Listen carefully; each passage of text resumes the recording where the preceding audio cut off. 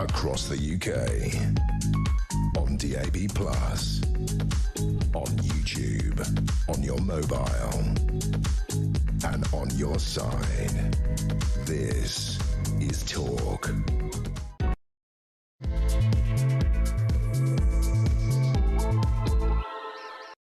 Afternoon, yes, welcome to the home of common sense. Thank you to Peter Cardwell. He's back tomorrow morning right here on Talk. So much to get through this afternoon. As we now know, of course, former Prince Andrew Mountbatten-Windsor was released from custody after being processed like a, quote, common criminal suspect following his arrest yesterday morning. But what does it mean for the royal family if he is eventually charged? And if he is, what happens next? Could this whole grim episode spell the end of the monarchy? Your thoughts on that. Also this afternoon, the battle on the right continues. We touched on this yesterday. Cracking phone in on this one yesterday as new right-wing parties pop up left, right and centre. Well, mostly right. Could this lead to a split vote that actually allows left-wing parties, particularly Labour, to sneak through the gaps? This is a real gamble on the right. We'll continue to take your responses on that. And Donald Trump has ordered the release of government files on aliens and UFOs due to tremendous interest, he said. So beautiful interest from the public. He made the announcement on his Truth Social platform on Thursday. This came hours after Barack Obama apparently revealed classified information on a podcast last week. He's singing like a canary, old Barack, when it comes to the aliens. We'll have more on that story. Nick Pope will join us, former head of that particular department in the British government. Interesting times. Lots to get through. All the breaking news. 0344 499 1000. Now, is it possible that there are some of you, I mean, it is completely possible, by the way, given there's we have a whole age range of people that will listen to this show, I'm sure. So some of you out there listening right now may remember this. Ourselves and all that we have to the service of our Queen and Conqueror. And as we wish God to be merciful to us, then always be to your majesty, true and faithful. That was the Queen's coronation back in 1952. Hands up if you do remember that. However, pretty much everyone will remember this. I here present unto you King Charles, your undoubted king. Wherefore, all you who are come this day to do your homage and service, are you willing to do the same? God save King Charles. Just shy of 3 years ago, King Charles's coronation. But here's the question. Did we witness that last moment for the last time? Is that the last time anything like that will ever happen? Was this the ceremony to end all ceremonies, and there will never be another coronation? The questions over Andrew Mountbatten-Windsor are not merely serious for him, but for the entire concept of the royal family. Could the Duke of York actually bring down the House of Windsor? Queen Anne, our first sort of UK-wide monarch back in the 1700s, would have been shocked to her regal core. Like so many other things in life, of course, the trouble with this Andrew story is that perception becomes the reality. There is something baked in, and I think this is fair.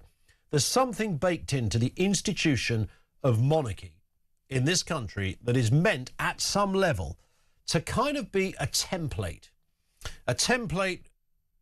that is for the good, a template that's for all of us to kind of at different ways follow, a guiding light for our nation in terms of pride, values and morals. But in the last few decades, and I don't think this overstates the point, the royal rulebook has been ripped up. Divorce, Diana and devastating headlines have all gradually ebbed away at the only system we have ever known. Now, the late Queen, of course, was a beacon, a woman who ruled with gentle authority and kept it together, often when her own family was falling apart. And, of course, we've seen the headlines from the death of the late Princess of Wales through to the many antics of Prince Harry. We can now see not just the fragility of the royal family, but for some of us, the irrelevance of it. And then, of course, came the bullseye, Prince Andrew. This is a different league from anything that has gone before. If royals behaving badly was a sport, this man is the Maradona. He's taken depravity to new levels while waving the middle finger to the public. He's now, of course, under serious police investigation. And we're going to pose that question here. Does the Andrew scandal spell the end of the monarchy? Just consider what we're dealing with here. And I have to throw in, I think, the obvious point that I just made to Peter Cardwell.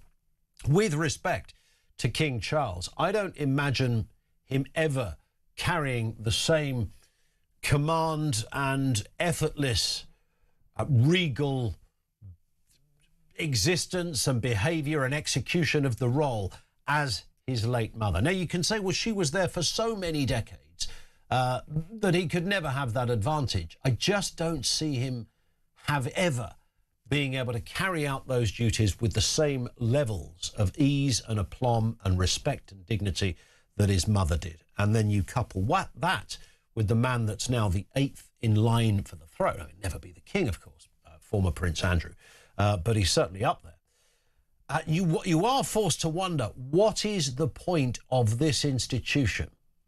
Could you seriously stand there at a podium to a crowd, a cross-section of the British public, and make a case for the royal family? I think it's like trying to make a case for the licence fee. You sort of feel like there might be, well, could there be it's a romantic notion. It's nothing more than that. Could this Andrew scandal actually spell the end of the monarchy? I'm not absolutely sure we'll see another coronation in our lifetime. The heir to the throne, of course, is currently Prince William. I think I've got that right. There's quite a lot of them out there. In terms of following him, following King Charles, will William ever be the man that carries the crown? Will he ever be the man that takes on that role? And what will it look like now? You can't really overstate the levels of... And it's not just, by the way, Prince Andrew. This is a build-up of events and things and happening. Prince Harry plays a massive part in this. In fact, our current king, previously when married to Princess Diana, that whole area, that, I think, was where the ball started to roll. We see more, we hear more. Social media tells us more about the goings-on. And our views and our appetites for how we want to run our country, I think, have significantly changed. 0344 499 1000. Does the Andrew scandal spell the end of the monarchy? And I should point out, of course, he vehemently protests his innocence and that he's done absolutely nothing wrong. Let's get a word on this and the other big stories of the day. Steve and Alan back with us, the broadcaster and comedian. Afternoon to you, Steve. I was expecting you to be wearing some kind of cape and at least a tiara for this first subject. Do you know what? Not even making this up. Yesterday I went to the dentist and I've been calling it the reverse Andrew because I received a crown. Hey! So one in, one out. You know what I mean? There you go. So you're kind of partly there then. Yeah. I mean, this is incredibly serious, of course, what has happened here. And we won't know after this arrest yesterday and something like 11 hours or 10 hours of questioning at Aylsham police station, where he would have been fingerprinted, DNA tested and had a mugshot taken. You can only imagine how many journalists are willing to pay for that. After all of that, it's not just that moment, of course, because we might have to wait weeks now to find out whether this action goes anywhere. But whether it does or whether it doesn't, there's certain things we do know, that he was friends with Epstein and all that went with it. And this is a character I wrote a chapter in a book once called What is the Point of Prince Andrew? This was a genuine question I was raising, Steve, about 10 or 15 years ago.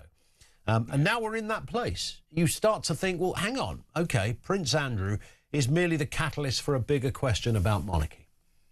That question was kind of answered a little bit when we had the changeover to our new king, because they did talk of this slimmed down monarchy, which in part felt like they had to, because they'd already lost Harry. They were on the process of losing Andrew.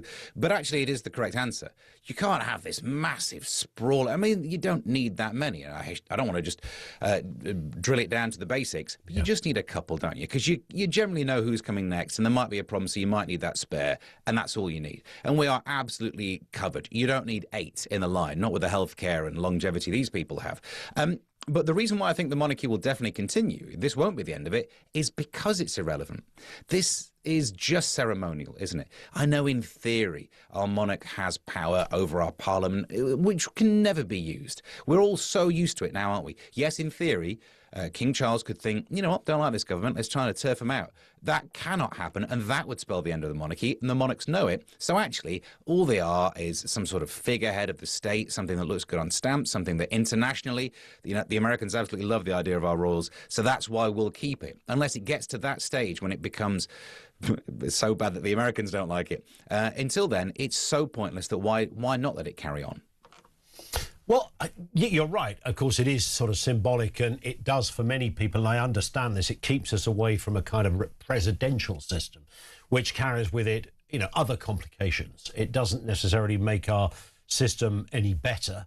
It might have a slightly more powerful echo of the democratic process, although I've never thought... I think the word democracy can be misplaced sometimes and overused. It's not the only...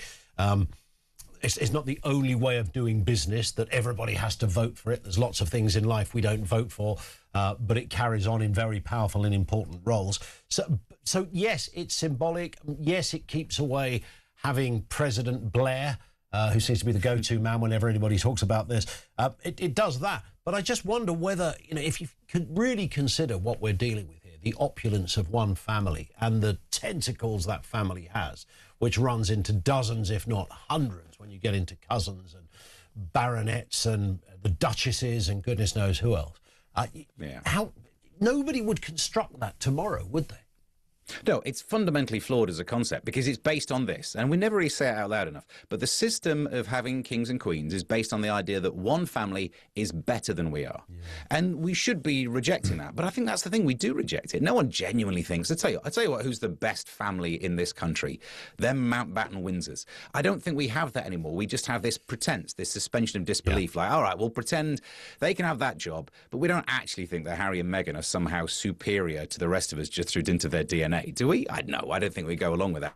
I think you wouldn't invent it now. No, and when the Queen was in the throne, as it were, it felt different for many reasons. Everything, the Queen never gave a one-to-one interview, but for everything we know, she really did feel that it was a duty and a God-given duty, not a God-given right, a God-given duty, and she governed and she ruled, whatever phrase somebody wants to use, with all of that in mind. And I think we kind of tacitly followed that because there was a sense, or we thought there was a sense, that underpinning it all was a sense of goodness, that it was this was a decent system, and we were led by this decent system, a woman who had very powerful and heartfelt thoughts on religion and the moral compass, and it was that, I think, that made it work for a bit.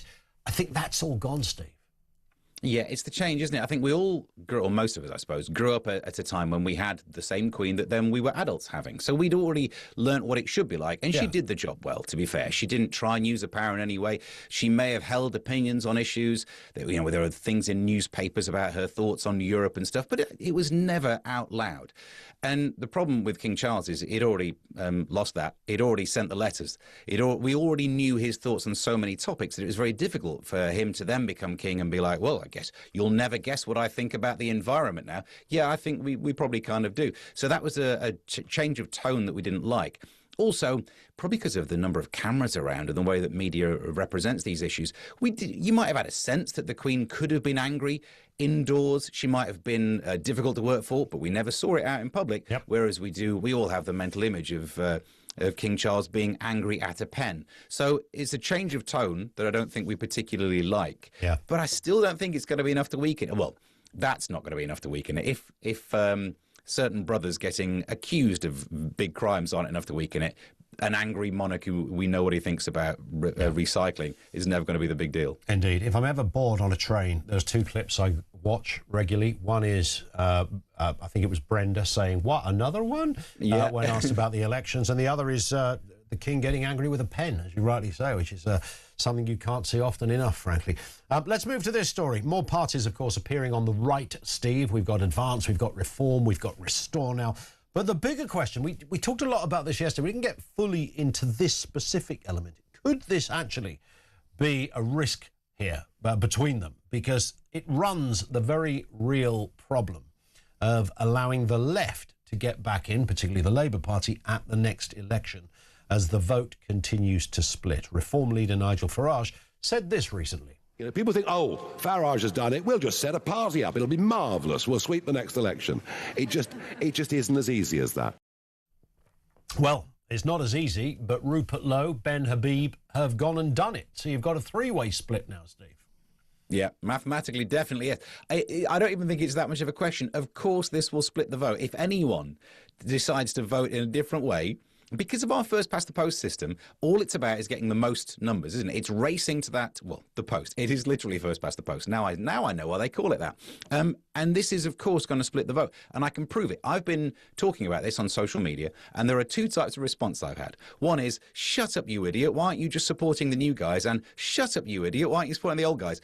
I think what you've got there is a split. These people who think I'm wrong to admit a split are just showing exactly what. These people who would have been one mass voting for one party are now in two different forks. But to be fair, the left have done this for decades. I mean, it's almost leveled the playing field. True. That in the left have had 15 different varieties of extreme leftist. Because now, whenever you vote, there are the ones you forget about, the social other things, you know, other words, the real old Labour, other words like Labour, they're all in there. And then you end up with Greens now effectively on the left. If you're in Scotland, you've got an option there. Yeah. Lib Dems, depends where you put them. So there's always been a variety of ways to split the vote on the left. Now you've got it on the right. So in some ways it's fair until people just realise, like the French did, when push comes to shove, it just becomes left versus right voting. Of course it does. Yeah, absolutely right. And of course the Green Party are doing their best to divide the left on that side as well. Steve, stay with us. Loads more to come. We'll talk about the judge blocking Starmer's removal of Chagos Islanders and defence spending, why the Prime Minister may not be completely honest about what's going on. All of that and more. The question we threw out there, does the Andrew scandal spell the end? Serious question. Does this spell the end or the beginning of the end of the monarchy? And we're also really keen to continue taking your calls as to whether you think that Nigel Farage, Ben Habib and Rupert Lowe, between them, are actually going to guarantee that Keir Starmer wins the next election. Your thoughts on that as well. 1:20, this is Talk.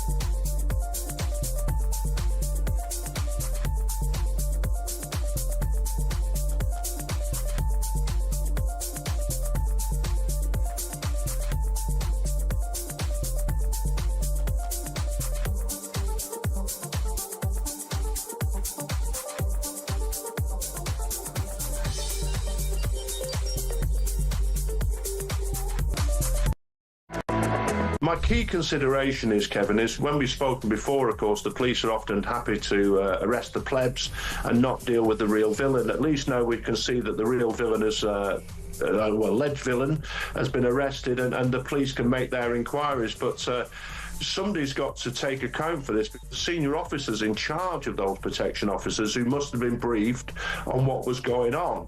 And if officers have highlighted concerns and it's all been swept under the carpet, then somebody's got to be held to account.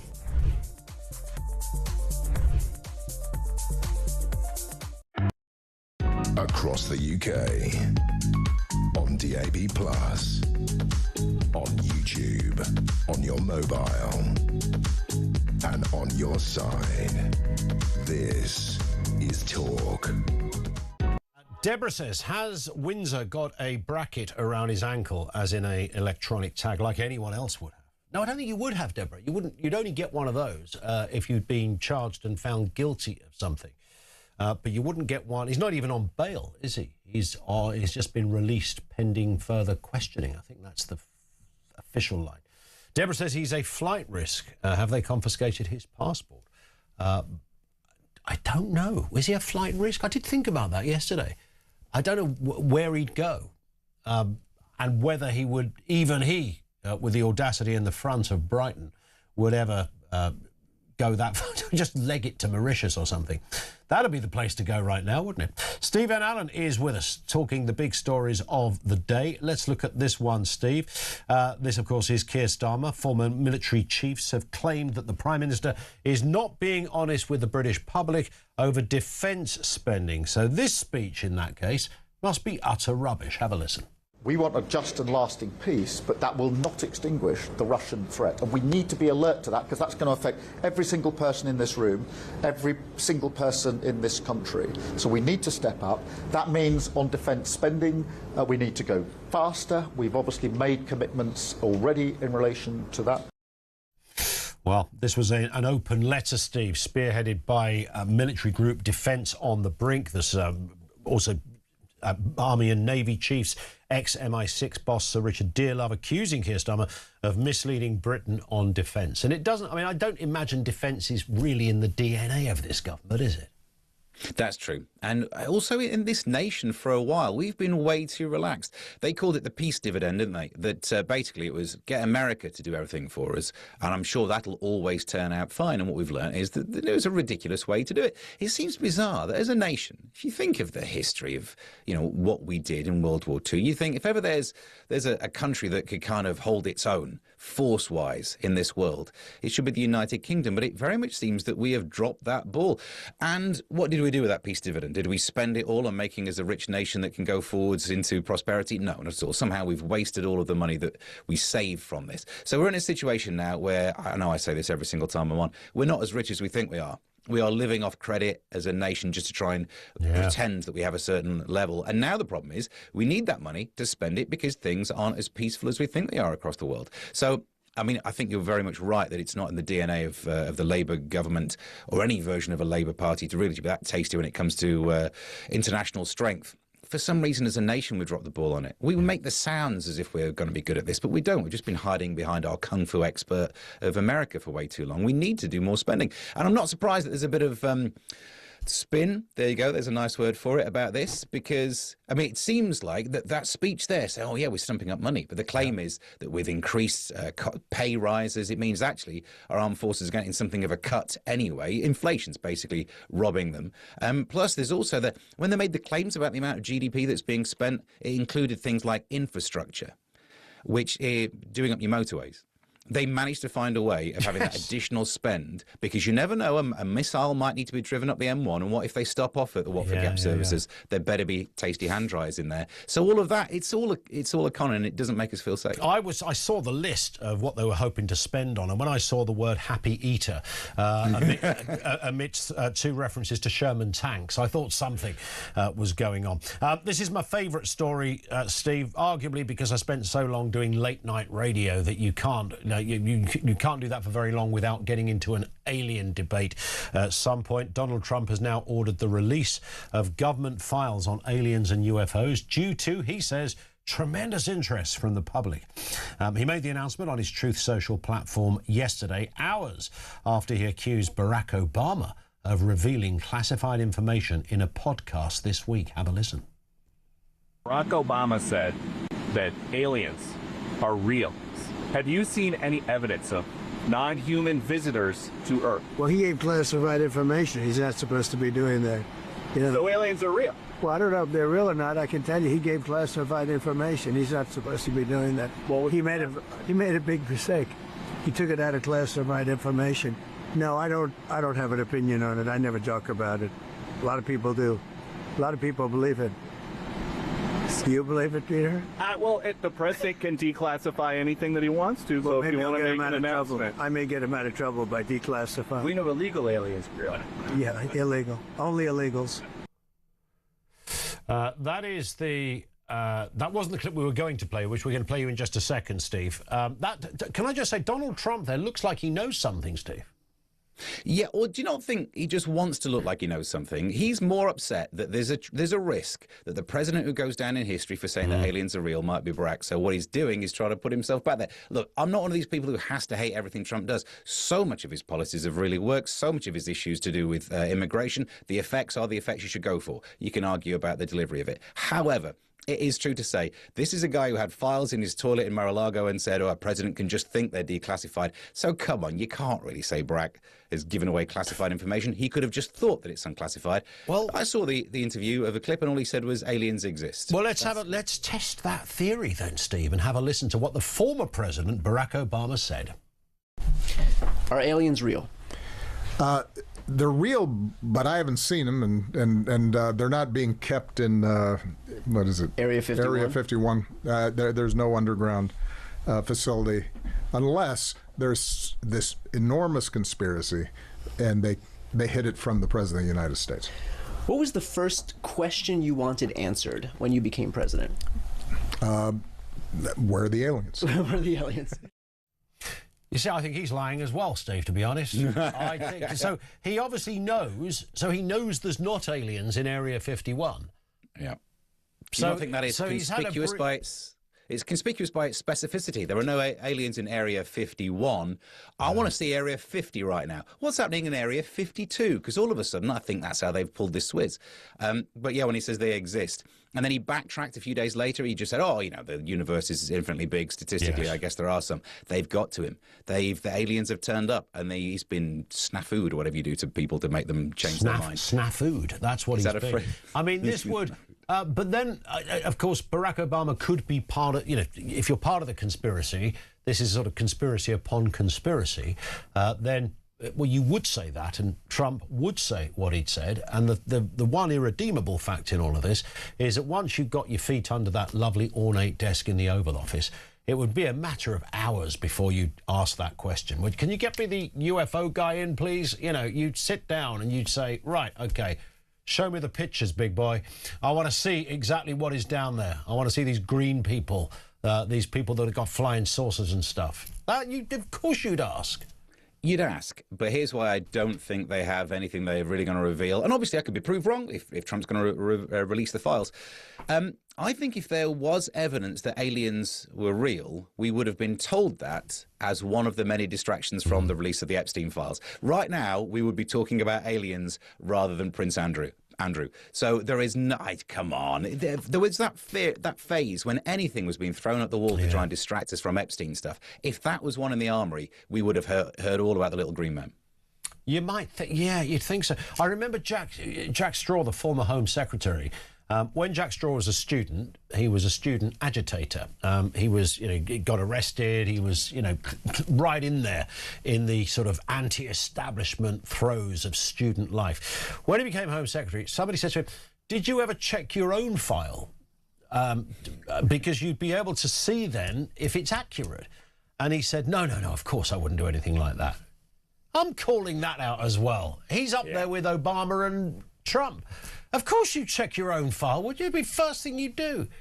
Take me down to the vault and take me through the alphabet because I want to find my file. That's the first thing you'd do.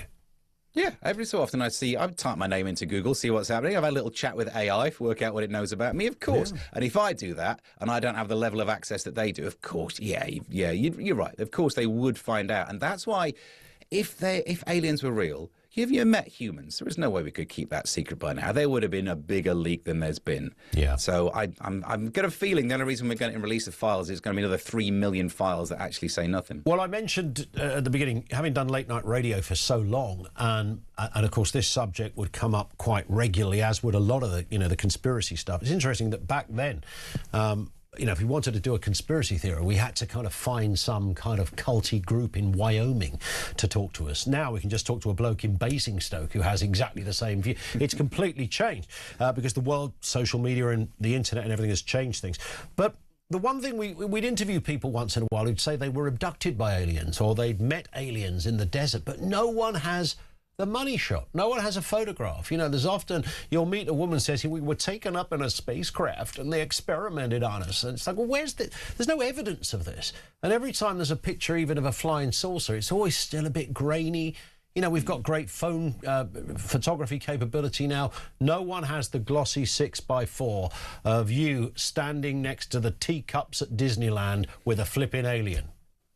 Do you not think it's the correlation that actually disproves it? Because in the 80s, 90s, there were absolutely loads of these stories. You'd hear them all the time.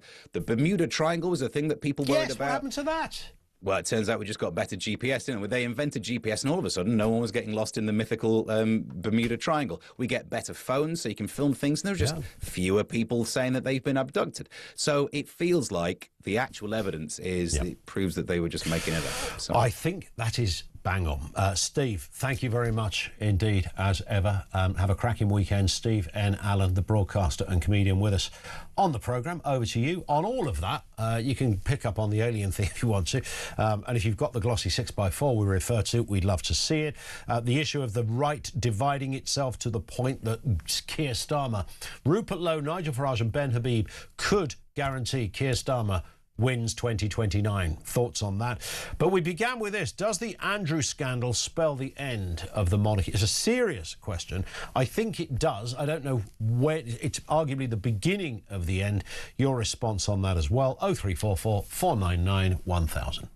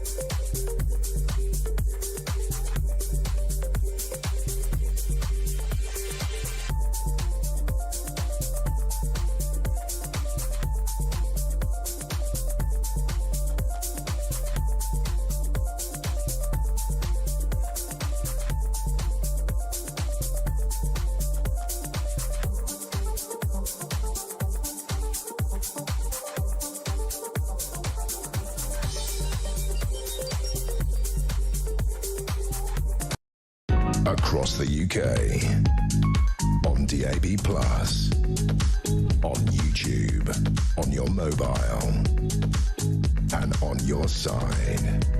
This is Talk.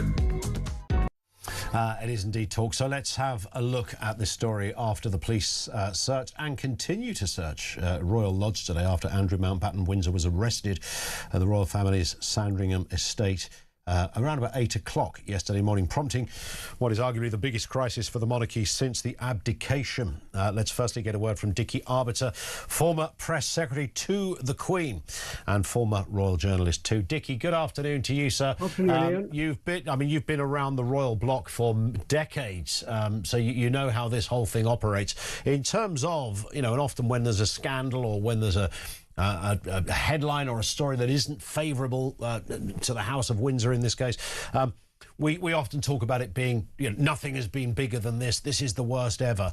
Where does the former Prince Andrew story rate in that pecking order of difficulty and scandal and for general concern about the future of the entire institution? Is it right up there? Well, it's interesting because before the break, you mentioned the abdication. Now, the whole Andrew scandal is probably on a plane with that. Yeah. And that was over 80 years ago. So, yeah, it is high up. It is a scandal on Andrew. You did throw forward before the break that you didn't think the monarchy would last. Interesting conversation there. If I were interviewing you, I'd ask you, but you're interviewing me. So I don't know.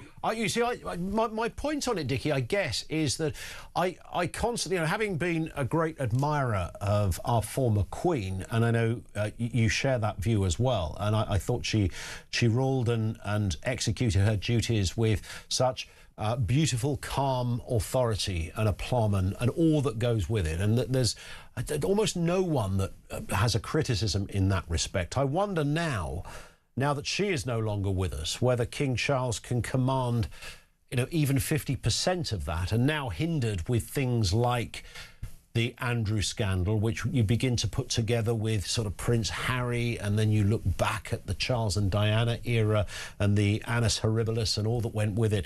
And I think the picture we build now looks slightly more irredeemable than anything I've seen before. Well, the King's actually picking up everything that was left behind by his mother, because this whole Andrew scandal blew up near the end of her reign.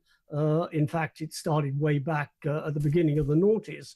The Harry scandal began in 2020, again during the Queen's reign, and Charles is left with a ticking time bomb. True. I think he's handling it pretty well. People are saying, well, he should go up front in front of a camera. His mother did it. Why can't he? There's not a lot he can actually say without implying that he is interfering with the police investigation. Of course. So releasing a statement as he did yesterday and he did last week is probably as far as he can go at the moment without muddying the investigation waters. Is he going to be able to cope with it? Yes, he is. He is strong. He learned from his mother. He has the ability. He has that cancer to contend with, but he seems to be coping pretty well at the moment. So is it the end of the monarchy? Well, you might think it is. I don't. When you were working for Queen Elizabeth, Dickie, was it apparent then that it's often said that Andrew was the favourite son? Did you detect that during those years?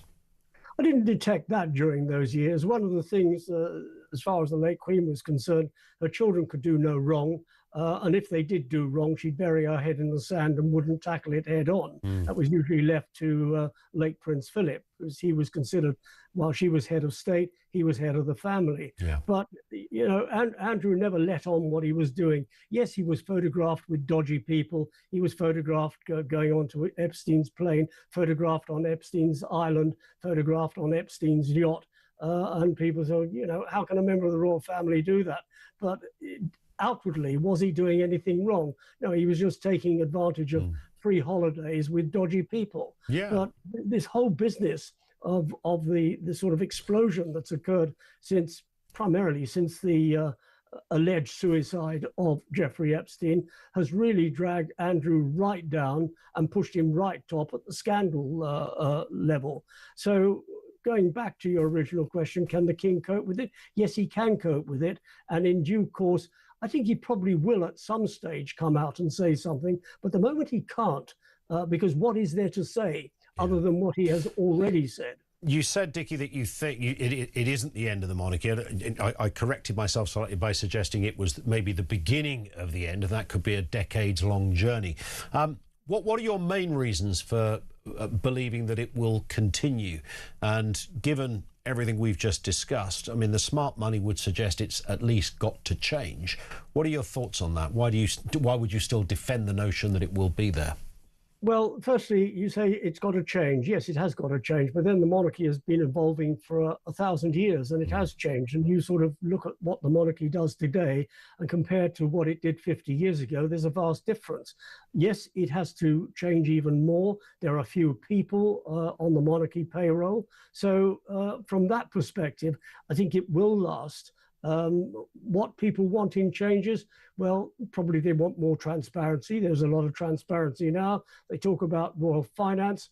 We don't know enough about it. Well, go online. You can find out about it. You can look at the annual reports of the Duchies of Lancaster, of Cornwall, and of the royal household. So, it's all there for people to see if they want to be bothered looking for it. And just a final point, again, when you were working within the royal household, Dickie, and you would have been privy to all sorts of things. I wouldn't dare to ask you anything about that, and nobody should. But was there I hope reasonable to ask at least, was there a point that you ever looked at the kids, the prince and the princes and the princess, and thought, that Andrew, he's going to be trouble? Oh, he was always going to be trouble. I mean, look at him getting off Illustrious when it arrived back from the Falklands. There he is, sort of jumping off with a rose between his teeth. Yeah, he did a good job down there, but quite a few hundred others also did a very good job. He was a good helicopter pilot. Give him that. He was a rotten trade ambassador, but then he was employed by Tony Blair and subsequently by Gordon Brown, who's huffing and puffing, saying he's got to be investigated. Well, look into your own backyard, investigate yourself. Why did you keep the guy on if he was dodgy? So, things will come out. Things are trickling out. There are another 2.5 million documents still to be released. Will we see those at the light of day? Well, they're probably hiding American perpetrators rather than the British ones. And all we've seen so far is Andrew and Mandelson. There must be others. We've got the Clintons going before Congress to testify. They probably cut themselves a deal. What about the hundreds of others? The focus of attention is unfortunately on Andrew. He has done wrong and he's going to pay the price for it. Dickie, it's lovely to have you on, sir. We will speak again soon, I hope. Still looking great, by the way. Nice to see you. Dickie Arbiter, former press secretary to Her Majesty Queen Elizabeth II and former royal journalist as well. Let's get a word from Andrew Lowney, historian and author of Entitled, The Rise and Fall of the House of York. Afternoon to you, Andrew. We threw the sort of Route 1 question out at the beginning of the programme. Does this scandal of Prince Andrew spell the end of the monarchy? What's your initial response to that? Well, it is a Me Too moment for the monarchy. I think this is an opportunity for them to reform and adapt and modernise, and it could be the saving of the monarchy, and it could define Charles's reign. It just depends how they deal with the crisis. And if they address the crisis, I think they do need to be very honest about what they knew, when they knew it, and what they did about it, because there are increasing suspicions that this has been covered up for years, and it's only now because of the Epstein releases that they've been forced to do something. If the king makes it very clear that NDAs don't apply, that people will be able to talk very freely to the police about what they saw, and these are equerries, secretaries, valets, etc., then yes, I mean, there's no reason that the monarchy shouldn't survive. But I think if it's found that it's not just Andrew on his own, but this behavior was actually protected, enabled by other members of the royal family, then I think they've got some problems.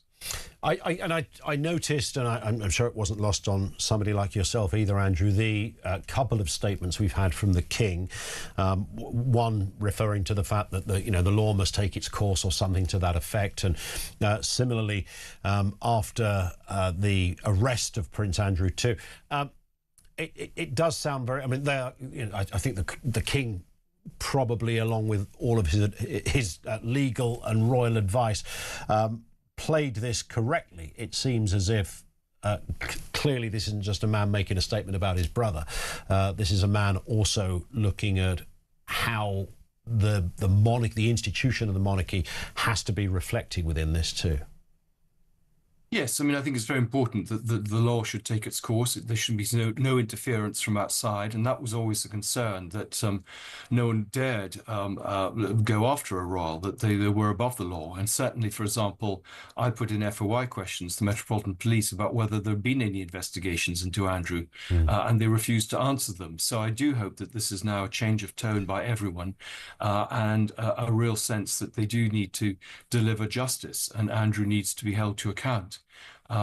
So, this is an opportunity for the monarchy, and there's no reason for it to not survive unless it's shown to have lied to the British people. And, their whole existence depends on a contract. We allow them privileges and frankly, not enough scrutiny in order to do their public duties. But we want to set an example, not to have their noses in the trough for their own personal benefit. And that is that you sort of get a sense that Prince Andrew, the former Prince Andrew, has spent a lot of time almost gesticulating at the British public, those people down there, us lot, etc. There is that sense, and if that is contagious, and we feel that is what the wider monarchy believe, or the irrelevance of their relationship with us as a people, if that takes hold, and I said at the beginning, reality, perception often becomes reality, of course, in life. And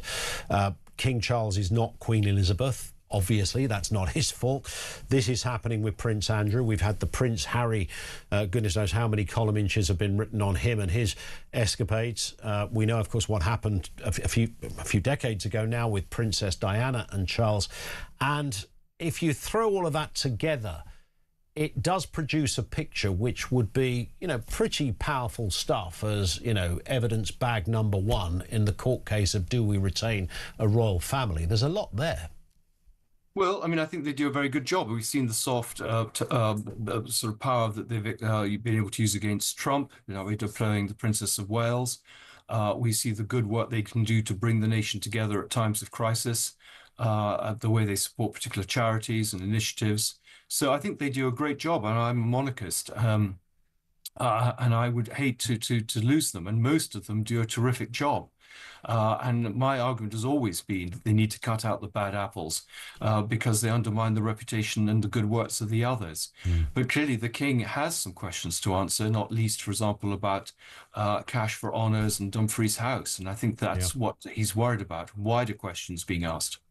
On that point, Andrew, great to have you on, sir. Have a great weekend. Nice to see you. Andrew Lowney, historian and author of entitled The Rise and Fall of the House of York. Thank you to him and to Dickie Arbiter as well. 0344 499 1000. Can the Andrew scandal, or will the Andrew scandal, spell the end of the monarchy, or at the very least the beginning of the end of the monarchy? We'll take your calls on that.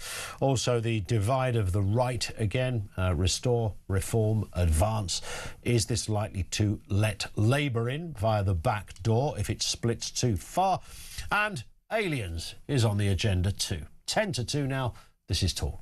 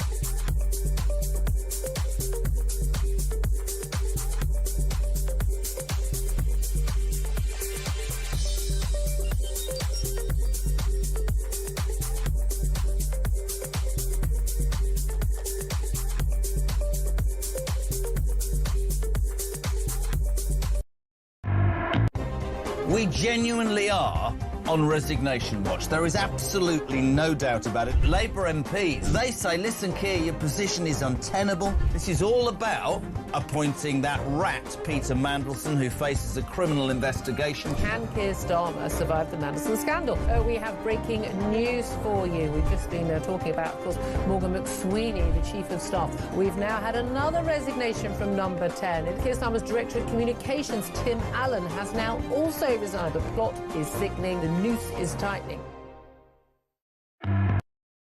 Across the UK, on DAB+, on YouTube, on your mobile, and on your side. This is Talk. Brad says, interesting to hear Dickie Arbiter say the alleged suicide of Epstein. Yeah, I picked that up as well, Brad. I thought that was... it wasn't the time to get into that, but yeah, the convenience of that doesn't get mentioned much, says Brad. Both Epstein and Virginia Giuffre committed suicide. Very handy for some powerful people. That's a great point, isn't it? The more you kind of think about that. And again, I know these things are really tempting to kind of latch onto, but the Epstein thing does it just feels uncomfortable at the moment. John's in Cornwall on Andrew and co. and the future of the Royals. John, what have you got for us? Afternoon. Good afternoon, Ian. It's kind of perplexing to me, all this the media are making an icon. They're giving Andrew exactly what he wants, fame. Do you think he wants this kind of fame? Yes, well, if you remember, like they're saying today in the media about Charles I had his head chopped off. Yeah. That's why he's remembered. And if you think, in history, people like this, imagine if Andrew came out and said, "Oh yeah, mum's the word. Well, I did have experience with 100 young women." He would be remembered for rubbish. Yeah, but does he want to be remembered as someone who was good friends with a paedophile, even after it was revealed he was a paedophile, for allegations that he, not that he's in that respect apparently done anything illegal, although it would be illegal in America, but very, very young girls, for a 50-year-old man sleeping with 17-year-olds, or whatever age he was, it was in that ballpark. Is that how he wants to be remembered? Does he want his kids and grandkids and grand-grandkids to think of him like that? Well, people that rely on vanity and people like that, there's been many, many people throughout history. Look at Jack the Ripper. Nobody knows much, but they all remember the name. And the thing that gets me is like you said. I'm glad you said that. With his involvement, I don't like Andrew. I mean, I'm not siding anything, but what I'm saying is what you said there is. Can you imagine how many men in this country, of varying ages, had sex with a 17-year-old girl? Half the population, probably. But usually when they were 17 or 18 themselves. Yeah, but the difference is, yes. But the thing is that it's feeding to him. He's on all the papers, on all the television, for being a pillock, really. Yeah, of course, because he's got two things going on. He's got the whole kind of sex thing, but then he's got this public office problem when he was trade envoy. And that's, certainly at the moment what is being majored on. Listen, John, thank you very much indeed for that. Let's get a word from Hazel in Hampshire on this same point of Andrew. Hazel, what have you got for us? Hello. Well, what I've got for you is, in some ways, I feel a little bit sorry for the royal family as a whole, because back in the last centuries, there was no media, there was no cameras, they weren't watched 24/7 like they are now, with public scrutiny, and they probably got away with one hell of a lot that is not in the history books. Who knows what they got up to? Well, in fact, a little bit of sympathy. No, I understand exactly what you're saying, and arguably, things were possibly even worse years ago in terms of the kind of stuff, the exploitation and what went on, and the relationship that the position of royalty was very much put on a higher echelon than it is now, and there was no access to these people. Queen Victoria kind of turned a corner by doing sort of walkabouts or carriageabouts, more so than anyone before her, but as I understand it. But you're right. So what we've got now is everything being photographed and documented in a way that we'd never seen before.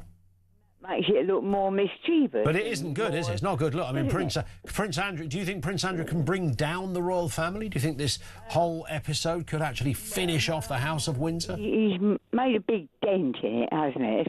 Would you keep the royal family, Hazel? Yes. Yeah, I would. Is that because you're probably like most of us. Is it because you quite like it rather than you could intellectually defend it? Well, I would rather have a royal family than have some sort of president. Do you know what I mean? No, I agree with that. President Starmer. I mean, please. Yeah. Don't. Why do you want to do that to me for, Hazel? Why would you? I know exactly. Why would you raise such a prospect?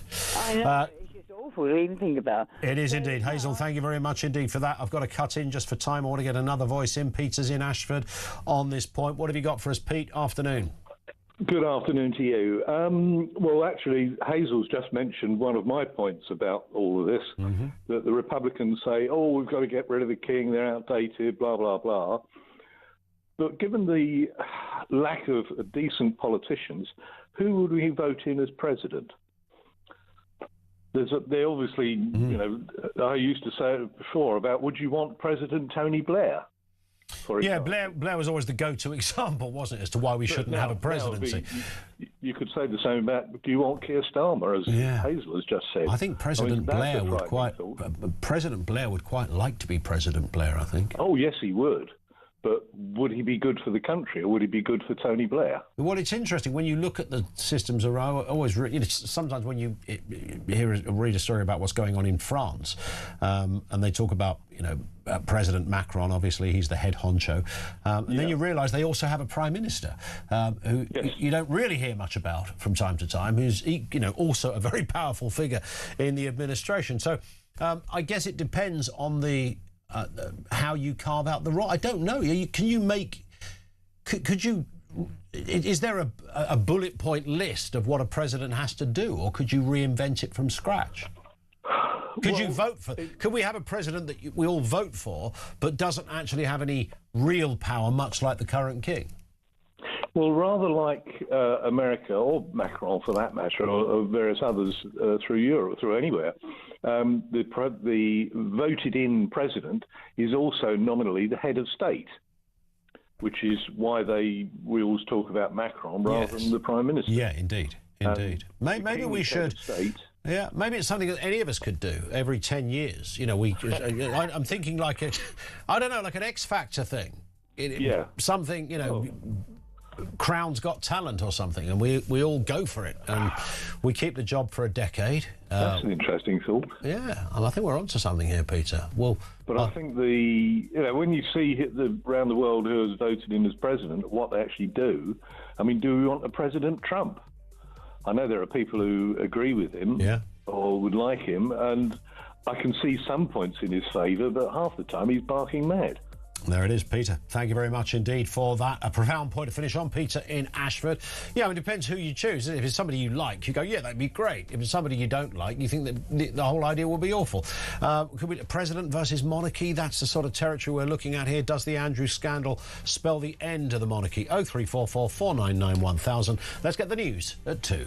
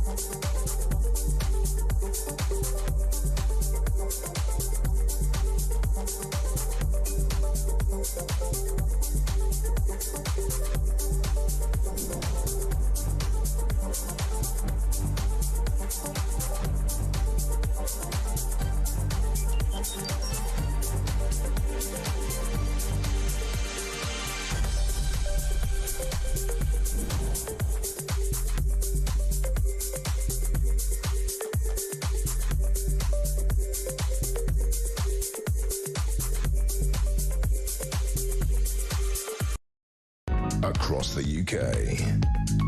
On DAB+. On YouTube. On your mobile. And on your side. This is Talk.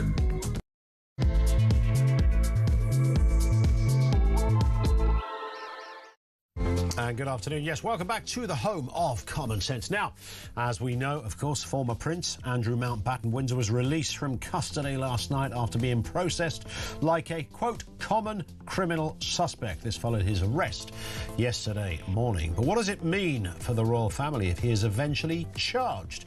And if he is, what happens next? Could this whole grim episode spell the end of the monarchy? And should it? Let's continue to take your calls and comments on that.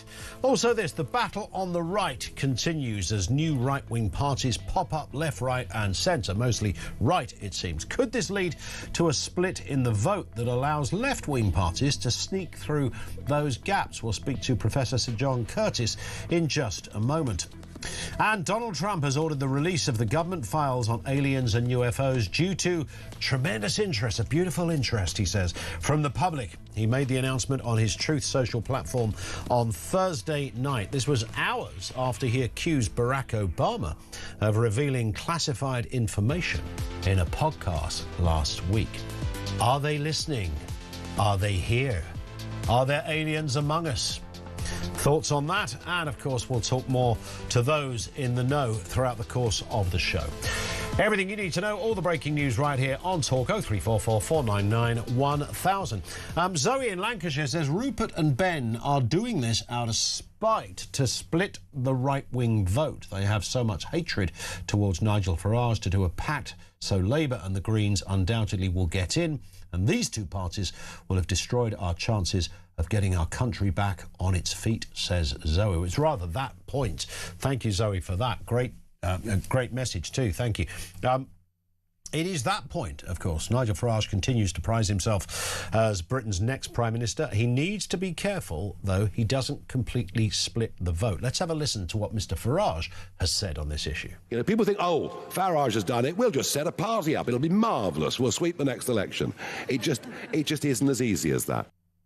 Well, you say that, but this man has also done it.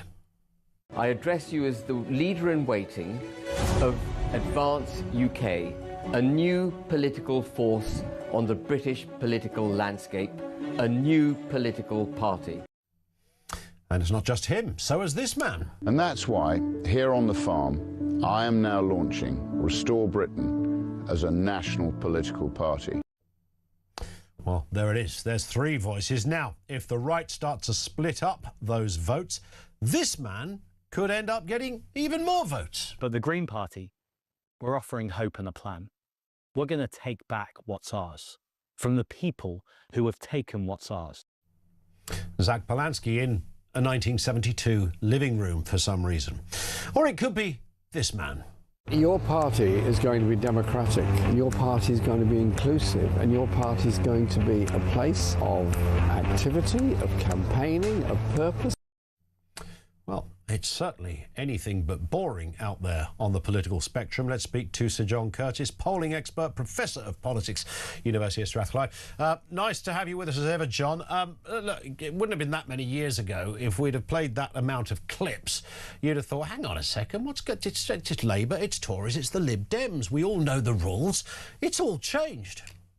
You're quite right. Once tempted to say, Ian, as I've followed that you wait not just hours but years for one new party to come along, and then all of a sudden you've got 4 or 5 of them turning up at your bus stop. But it's, in a sense, it's an indication of the way in which our politics has fragmented. We have no political party that seems at the moment to be able to claim more than 30% support. But equally, we have 5 political parties that have as much as 12%. And the truth is, the U party on the left and Advance UK / Restore Britain, and my understanding is that those 2 parties are meant to be getting together. So maybe one bit of the fragmentation will go, are potentially a challenge on the other side of the spectrum. What, of course, we yet have to see is whether the Restore Britain / Advance UK phenomenon manages to take off. All we've got at the moment are hypothetical polling that says if this party were standing might you vote for it? And one poll I've seen suggests that about 10% of people said they might.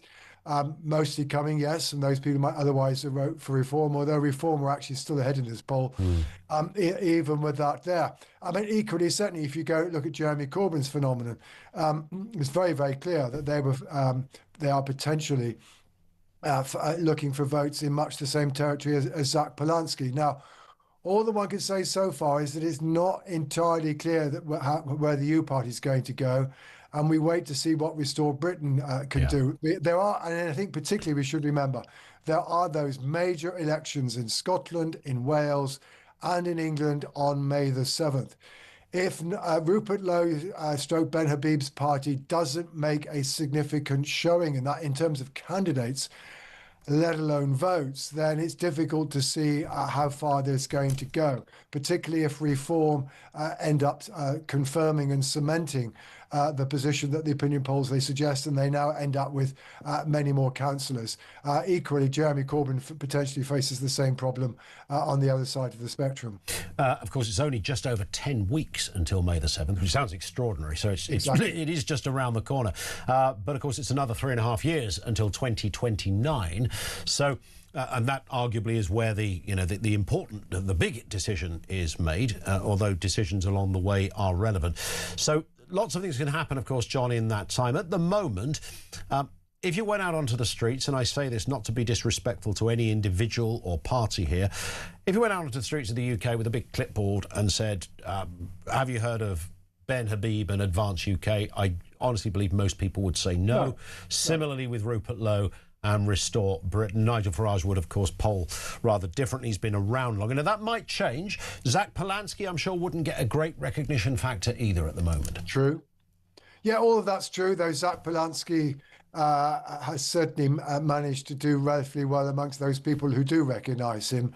There's little doubt that it was his advent as the leader of the Green Party of England and Wales in September last year that helped to instigate the rise in support. I mean, I think, the truth is, we do have a by-election coming up in Manchester. Ben Habib's party is actually standing on that. There's also another a person who used to be allied with Reform who's also standing in that by-election. If indeed Reform were to end up losing that by-election by a very small number of votes, then perhaps we would have a particularly dramatic illustration of how the fragmentation of the right is potentially costly. But that will also give us some indication, frankly, of whether or not either of these phenomena have much prospect of doing well when they actually make contact with the electorate. Indeed, and of course with Reform UK, obviously a lot of former Tories are over there at Reform. Of course, there's another type of Tory that pathologically hate the idea of Nigel Farage and Reform. They're a different kind of Conservative, for the good or the bad, depending on where you sit politically, I guess. But if in those 3 years or so, as we approach 2029, if Ben Habib's party and Rupert Lowe's party did get together, and of that right-wing spectrum, they were kind of taking 20% of what would have previously gone to Reform, then that could be significant. Yes, it could. I mean, certainly we should bear in mind that, the polls don't entirely agree at the moment as to exactly how well Reform are doing. So YouGov at one end of the spectrum put it at about 24% and therefore, a relatively narrow lead over Labour. Others put it at 31% and still with a double-digit lead over Labour. Now, if the latter is correct, even if Advance UK and Restore Britain were to take a significant share of the vote off Reform, Reform might still be ahead. On the other hand, if it is narrow, then indeed, yes, then maybe the door is open for Keir Starmer to achieve a degree of recovery. Although remember, Labour at the moment barely have any kind of lead over the Conservatives. But again, I think maybe one thing just to say straight away, why at the end of the day have Reform been able to make the waves they have done? Essentially because of the charisma of Nigel Farage. Why, as I've already suggested, are the Greens doing as well as they did? The charisma of Zach Polanski. With all good grace to the gentleman in question, at the moment, neither Rupert Lowe nor Ben Habib have demonstrated that, what is frankly a rare political quality to be able to contact with the electorate.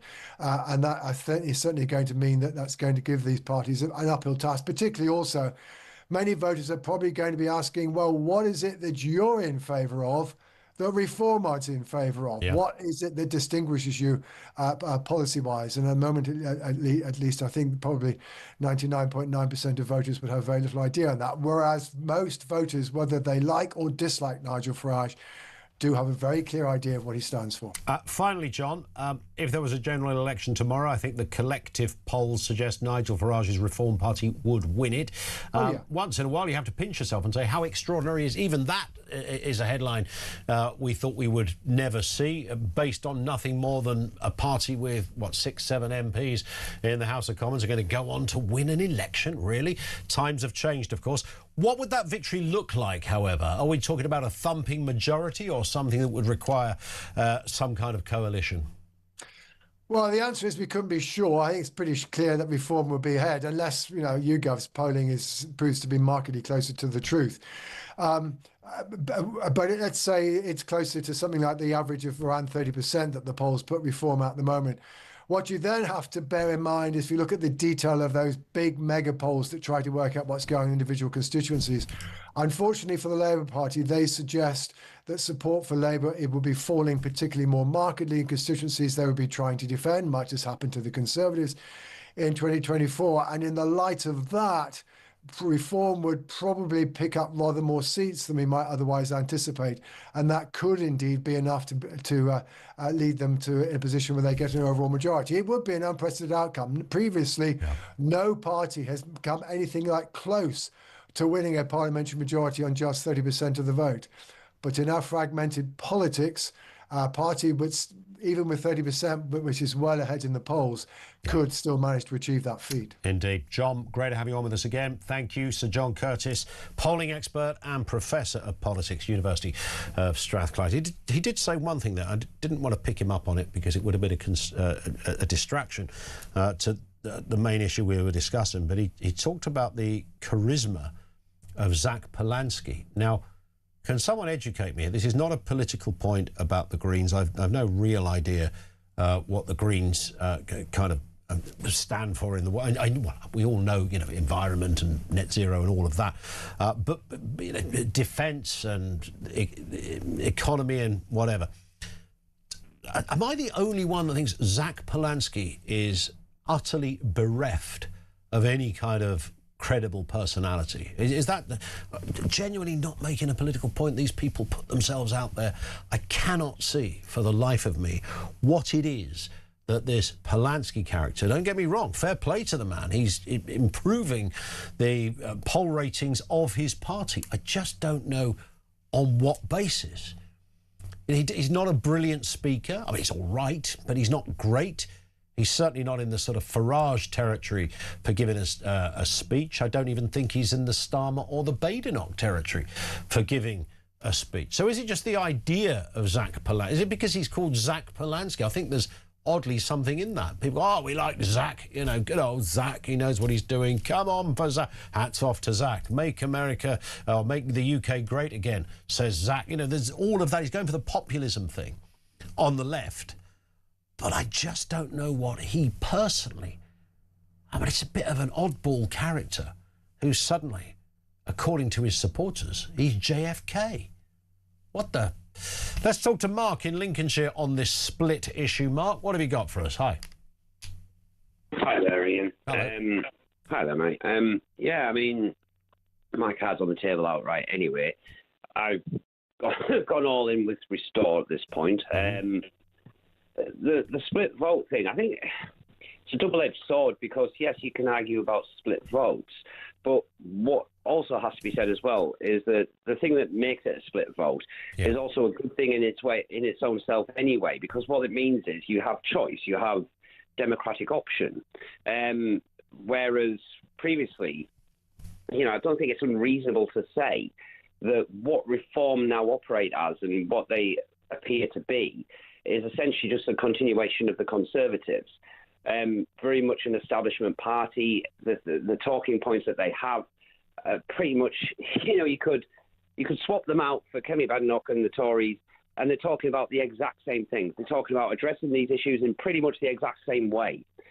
I don't see any real difference between the two at this point, to be honest with you. So what is the difference? I'm bound to ask them, what is the difference with Restore that you would distinguish yourself from, that would distinguish itself from the Tories, that Reform are not achieving? Because Rupert Lowe is if nothing else, he's a very honest guy. He's very frank with the electorate and the people, in so much as, you know, he, like many of us do, and most Reform voters do, can identify what the problem is, but they're too scared to say what the problem is and how you actually fix it. But what you genuinely need to do, if you genuinely want to fix the problem, because this is the problem with Reform and the Tories and people like this, that they always prefer and will always default to skirting around the issue, whereas what Rupert Lowe is saying and what Restore is saying and how I feel is that in order to address the problem, you have to identify it, you have to talk about why it's a problem, and you also have to say what needs to be done to correct that problem. And I'm assuming you've probably watched the announcement speech that Rupert Lowe did. What he's saying there's a key part in there where he literally says, you know, this will be painful. It's not going to be easy, but it is possible. Yeah. In other words, it's going to look, to some people, it's going to look really ugly. Because what you're talking about doing is, instead of, you know, what Reform have done, which is where they'll talk about, you know, deporting people. Number one, when you actually start digging down into what they're saying about deporting people, he's talking essentially about the dinghy divers that are coming over after he takes office. That's what he's talking about. And he talks about, you know, extending ILR for another 5 years, you know, so they have to wait longer before they become citizens. Yep. That's not fixing the problem, is it? Because the problem is there are too many people here. We have over 3 million just from the Boris wave alone. We have about 12 million from the last 10, 15 years. But many of those will be legal rather than illegal. Yeah, many of them will, but there's things that you can do to actually reduce that anyway, because you've got to look at it, things such as... So ultimately, though, Mark, I was just going to just throw in on that. We're really just talking about immigration here, aren't we? In terms of that distinction. No. Yes, immigration is, I believe, to be, and I think for the vast majority of Reform voters, immigration is the single biggest issue because it affects literally everything within the country. Yeah. It's the reason why so many things are not working at the end of the day, because we're operating a country designed for roughly 58, 60 million people, and we're operating that with over 70 million people. We don't have the money to create the infrastructure that's needed to actually accommodate those 70 million people, so you need to do something about it. And then you have the side issues of immigration in regards to British culture and, you know, the British people. Yeah. And this is what I'm talking about, Ian. You know, Restore Britain are very frank about who the British people are. It is. Yeah, you're right. There is a certain frankness and a forwardness and a forthrightness that comes from Rupert Lowe. I wonder whether when you start to drill down, that will translate to enough people for them to go, actually, I used to be Team Farage, now I'm Team Lowe. And I merely throw that out as a question. Of course, they've got at the moment, and Mark, thank you for your call, whether they like it or not, they've got some PR to deal with. And they might say, and we had Charlie Downs on the show who speaks for Restore Britain. He was with us yesterday. And he was talking about, you know, anonymous bots and people that say stuff online. You know, who are these people anyway? Again, perception and reality. There is a sense that there are some dark supporters, shall we say, that's probably the bad turn of phrase. There are some dark, you know what I'm saying, some dark supporters coming through on the Restore side that other parties wouldn't want. That might be a perception. Certainly there's been a lot of rows between Restore members and Reform members on this specific point. And Nigel Farage made that speech. We played a clip of it yesterday, talking about how he thought some of it was quite immoral. I think he used that word, immoral. So they've got that to deal with, and that will likely result in some of their people not getting invited into TV and radio studios because broadcasters won't want to go there. There is that problem. 0344 499 1000, 22 minutes after 2. This is Talk.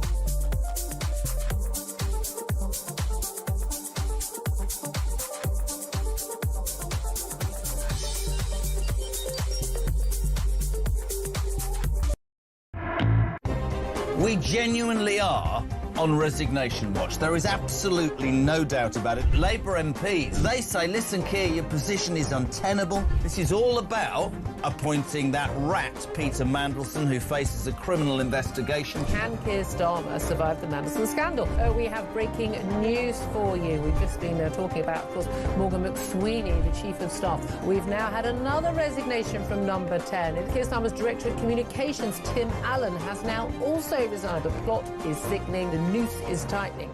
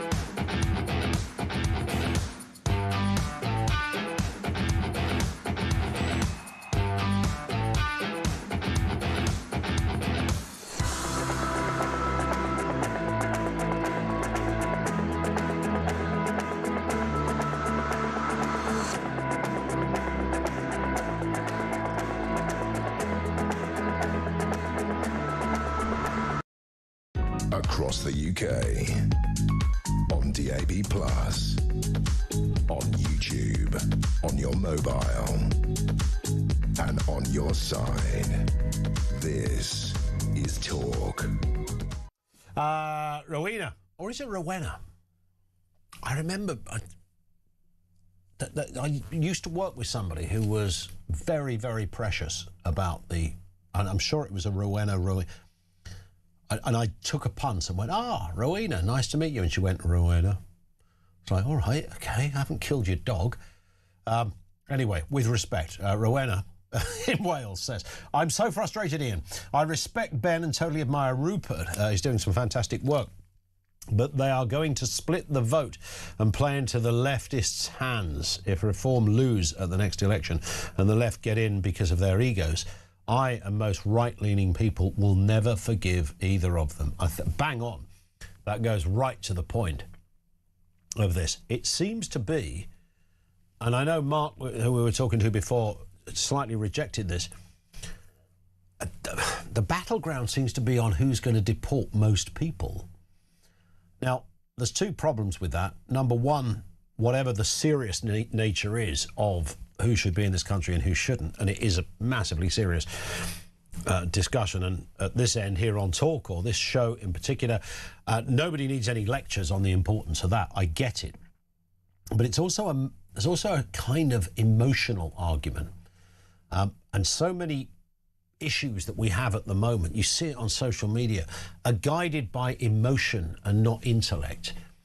And it's flipping lethal. It's lethal for so many reasons, but you never really get to the bottom of something. That's in its basic form. You never really get to the truth if you are arguing from an emotional perspective. It's why court cases, judges will tell you in a court case, forget emotions, okay? Just look at facts, all right? Not what you want to believe, not the person who you think looks a bit cooler or better or whatever. Not because you're in love with the idea, but just the basic fact. And it's really hard to do because we're all guilty of it, every single one of us. And we see it happen all the time.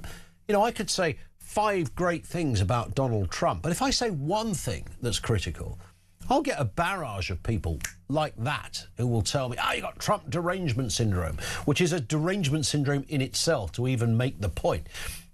That will happen as sure as night follows day. And I think, hang on, so this isn't even your leader. You're talking about a foreign country's leader you're that protective of. And this is happening in our politics. I think Reform are playing a blinder on this. I think they are rather enjoying the other parties tearing themselves up over things like deportation and the like, and accusations that is being levelled at them and the kind of support that some of them are getting. I think that suits Reform just fine. And being an establishment party, is not necessarily a bad thing if it's the right establishment. People said that about the Conservative. Everyone in Reform used to be a Tory. Richard Tice, Nigel Farage. And, of course, they moved because they felt it wasn't any longer a Conservative party. So you can still be the establishment, but you've got to do it correctly. What happened with the Tories and Labour is that the word establishment became a guiding light for doing naff all. And there was the problem. Matthew's in Warrington on the divided right. Matthew, what have you got for us? Hello, mate. You okay? Good to speak to you again. And you too. Fire away, Matt. Like me, Rupert Lowe. I get him, and I think a lot of things he says is right. I think the 70,000 people that signed up overnight is his core support. I don't think you're going to get much more wind in that. Maybe. I think he's a very wealthy man who's having a bit of a bum fight with Nigel Farage. They're not doing it for the best of the nation. They're doing it because he wants to get one over on Nigel, and it's not good to get rid of Labour. I also think if you look at some of the policies that they're talking about, like bringing back the death penalty, I don't think we're ready as a nation to be doing that. A mass deportation, I don't think that's what we require. We to deport people who are not providing into the system. I know lots of immigrants, and I see them every day because I'm a delivery driver. They work damn hard. Yeah. They've got 2-3 businesses. They're doing the best. They're paying their contributions. I don't want to see them people going. Yeah. I welcome with open arms. And they're just going to, they're not going to score in the local elections. And the other thing is he's got to recruit 60,000 councillors and members. Well, I was going to say, I mean, do you know what? I'll tell you what, Matthew, when you talk to people behind the scenes at Reform, and in fact they say this publicly, like Nigel, like David Ball, people like that. Now, they're trying to get together, they need 600 people to fight the next election. That didn't happen in the last few months. This has been a journey of years. And I don't know whether Ben Habib or Rupert Lowe will be able to even begin to match that. No, well, they're not because they're going to get some... I've heard some people talking, and they sound like they're from the National Front. It's like back in the 80s. Yeah, and that's... Yeah. We don't want that. And we are, we're speaking here as right-wing voices. And we consider it right-wing. We know what... what we're saying is stop people coming over here and milking the benefits. But also, I want Nigel Farage to stop people who are Anglo-Saxons milking the benefits. 100%. We've got to get a house in order, and that's all it's about. By all means, you can come from, especially anyone from the Commonwealth, because, coming to our country, embrace our traditions and who we are, learn to speak English, go and work, whether it's in a factory, whether it's a shop, or in the hospitals, by all means do it.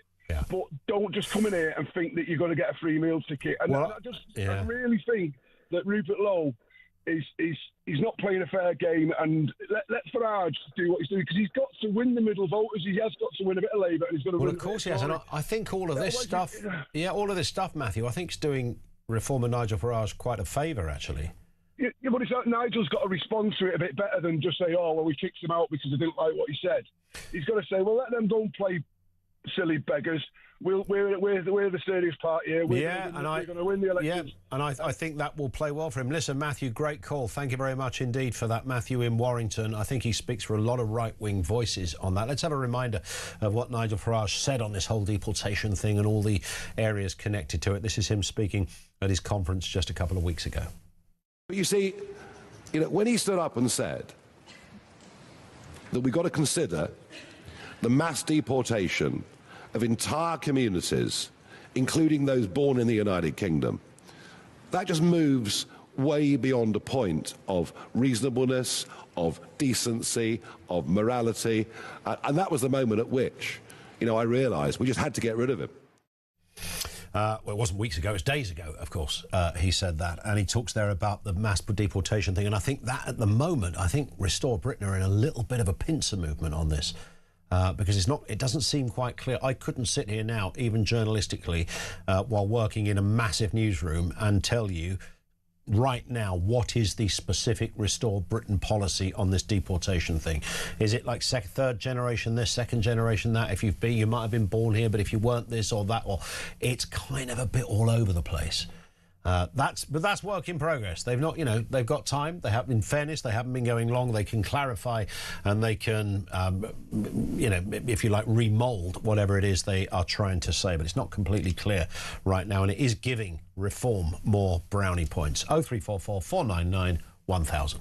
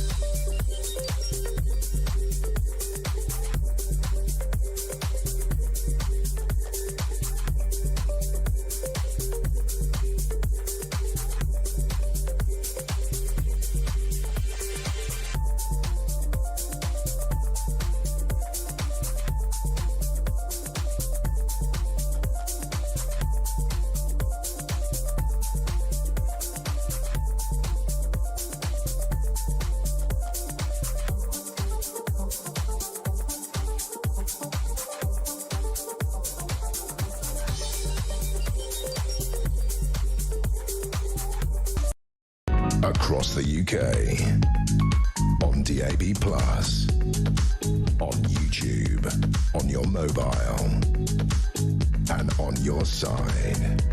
This is Talk. 25 to 3, it is Talk. Barry says a divided right is concerning. Thanks to the egos of Ben Habib and Rupert Lowe, it would condemn us to 5 more years of the left, from which the country may never recover. It's okay for Ben and Rupert as millionaires. They are insulated from this present shambles, says Barry. Yeah, and of course, on the other side, you've got Corbyn's party and the Greens that are also going to divide the left. So Keir Starmer's got a problem too, but I'm not sure it's quite as acute as this one. Where do the Tories sit in all of this as well? Will they stand to gain? But we have been talking about policy, and is it only about immigration? Because at the moment, there's a lot of that noise. Immigration, deportation, that seems to be central. But it's about other things too. Keir Starmer has said that Reform's plans to repeal the Equality Act are shocking and un-British, warning that legislation that has provided decades of protection for women would be ripped up. But do we really need it? The writer Laurie Westall has written in The Spectator yesterday, if the Equality Act 2010 made discrimination illegal, then why have we seen the rise of persistent and widespread discrimination against white males across the public and the private sector?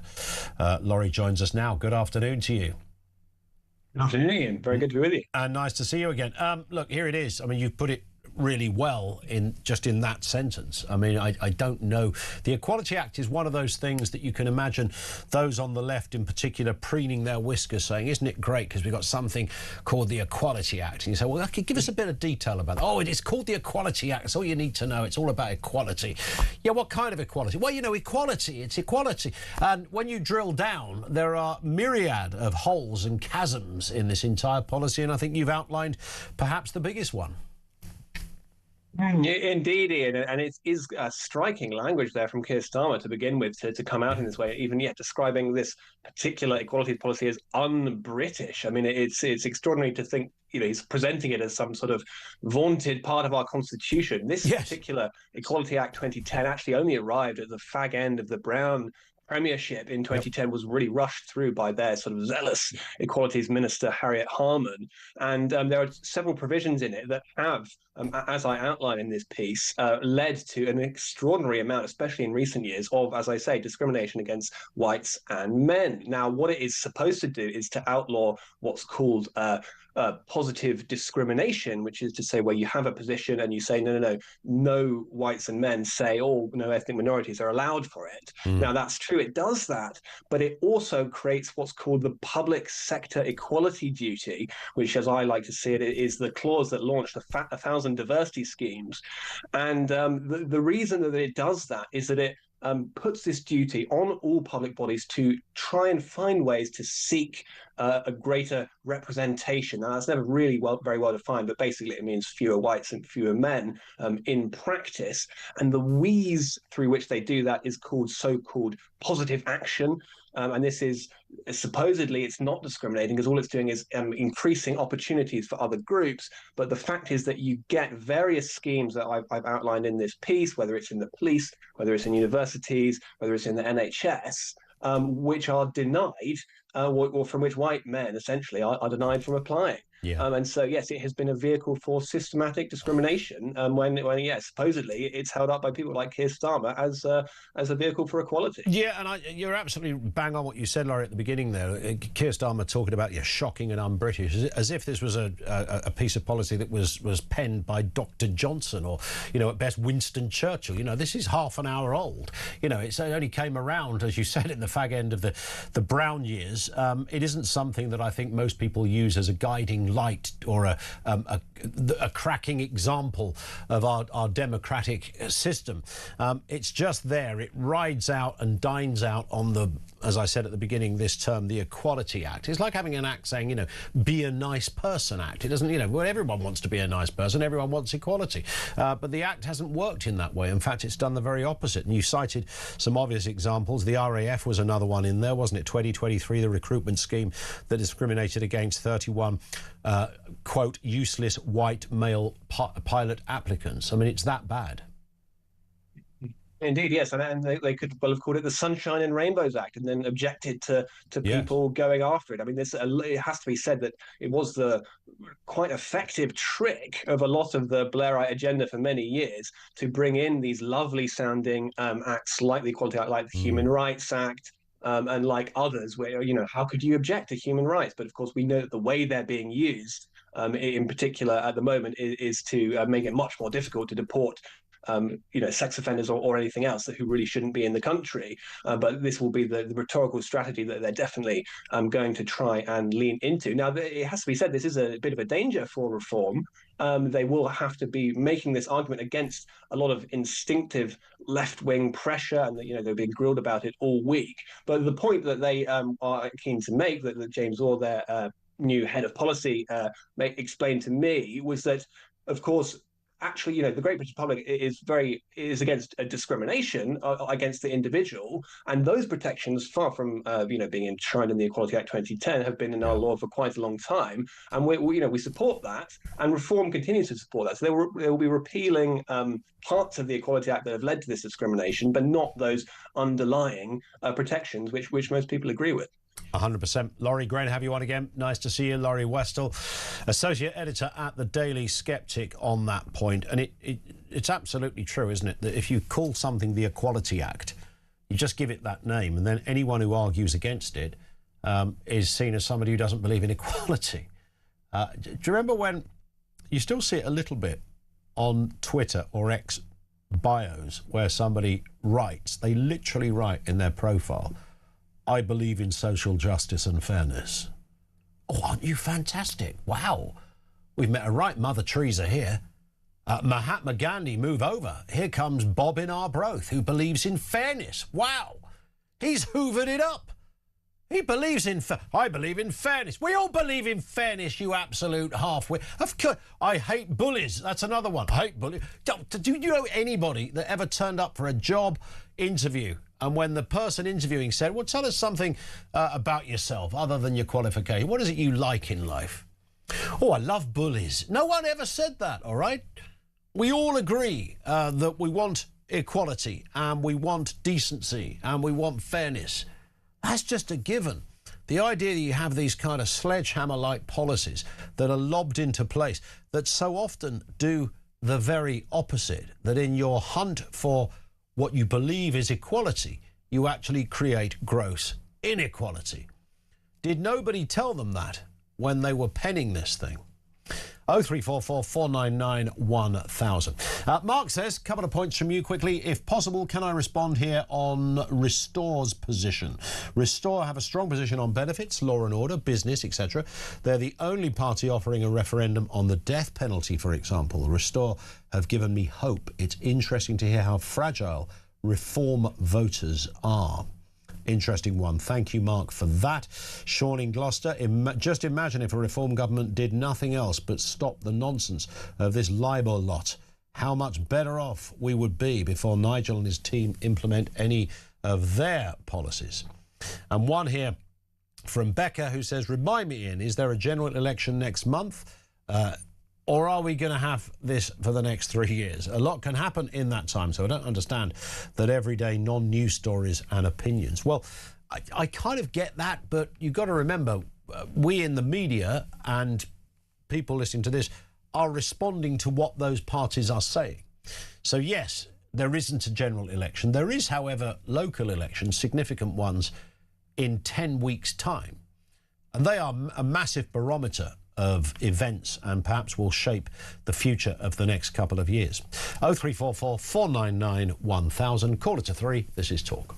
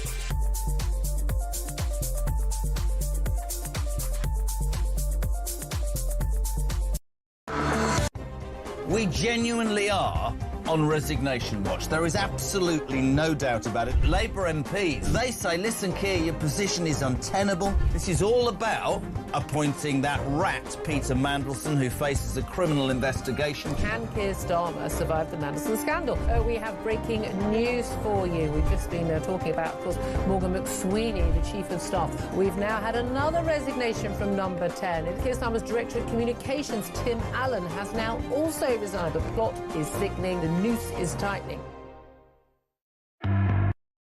Across the UK, on DAB+, on YouTube, on your mobile, and on your side. This is Talk. It is Talk, just gone 2:45. Before we go any further, it's the Voice of Doom. It's back for day 20. Day 20. We were... apparently it's day 9. It was 19 yesterday. Did we get it wrong yesterday, Amy? Anyway, it's around about it's around about day 19 or day 20. We are being told. Got a whole gallery of people shouting different numbers here. Voice of Doom is the mystery voice of a political nature. So you're looking for. Well, it's a politician. Sometimes it could be somebody just associated with politics, you know, journalistically or whatever. You're looking for a politician, left or right, dead or alive, young or old. Very simple question. Who is this? This is your chance. Let's hear that again. This is your chance. Only one way to get in touch on this. Don't phone in, but if you want to have a crack at it, it's up to you. Message 87222 if you know who this is. This is your chance. And one more time. This is your chance. 87222. If somebody comes up with the right answer, we will reveal all after the news. If you don't, it rolls over to Monday. Now, former military chiefs have claimed that Sir Keir Starmer is not being honest with the British public over defence spending, which rather makes redundant this speech.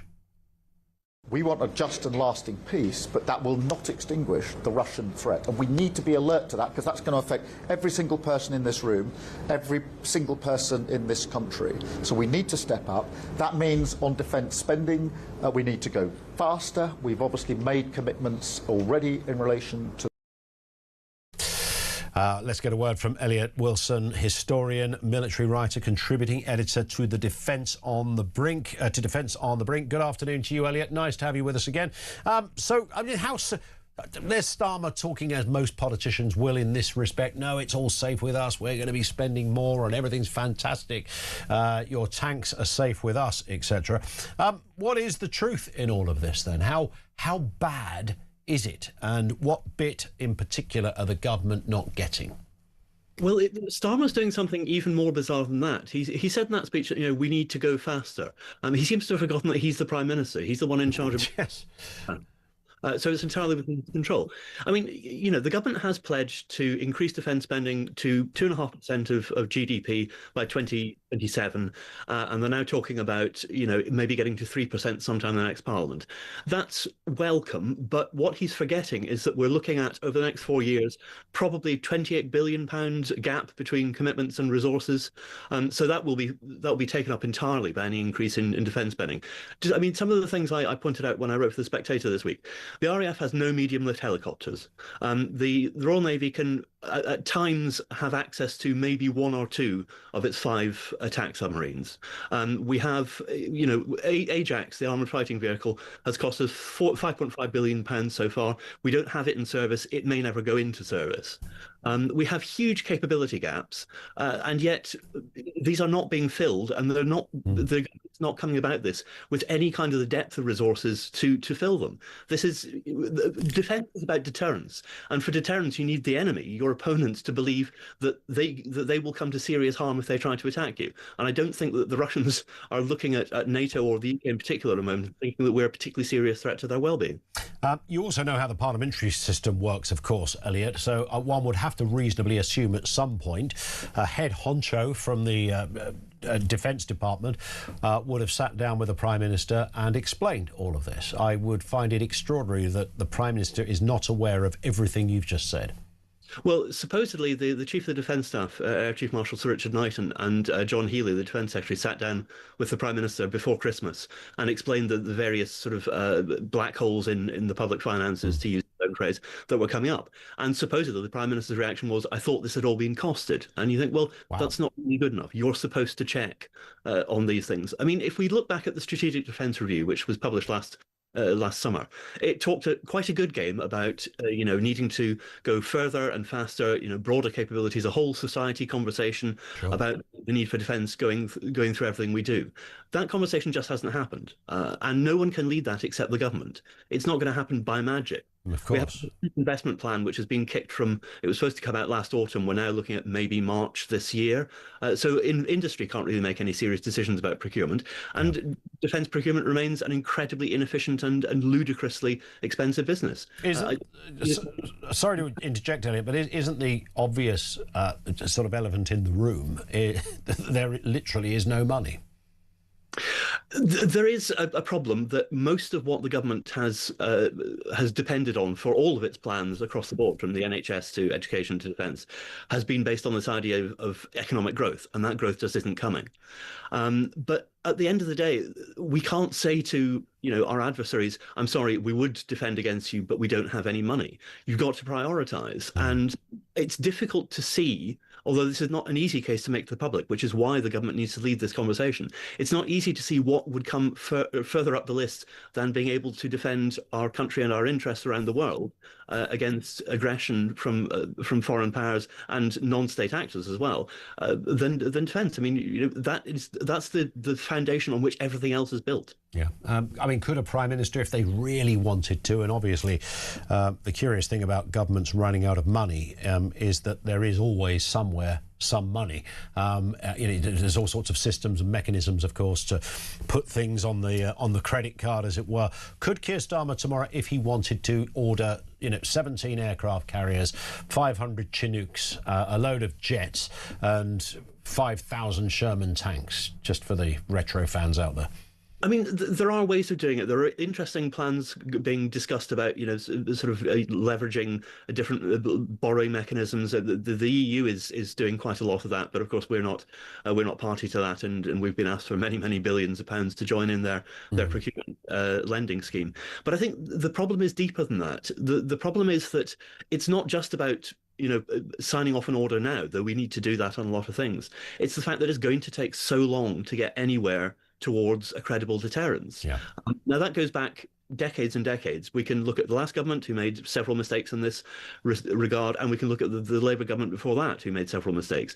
But we are where we are. And we know what the threat is. We keep being told what the threat is, and yet we seem curiously reluctant to match our resources to what the real threat is. Because the truth is that we may not actually be at war with Russia, for example, but there is a good argument that Dr. Fiona Hill, one of the Strategic Defence reviewers, said that they're at war with us.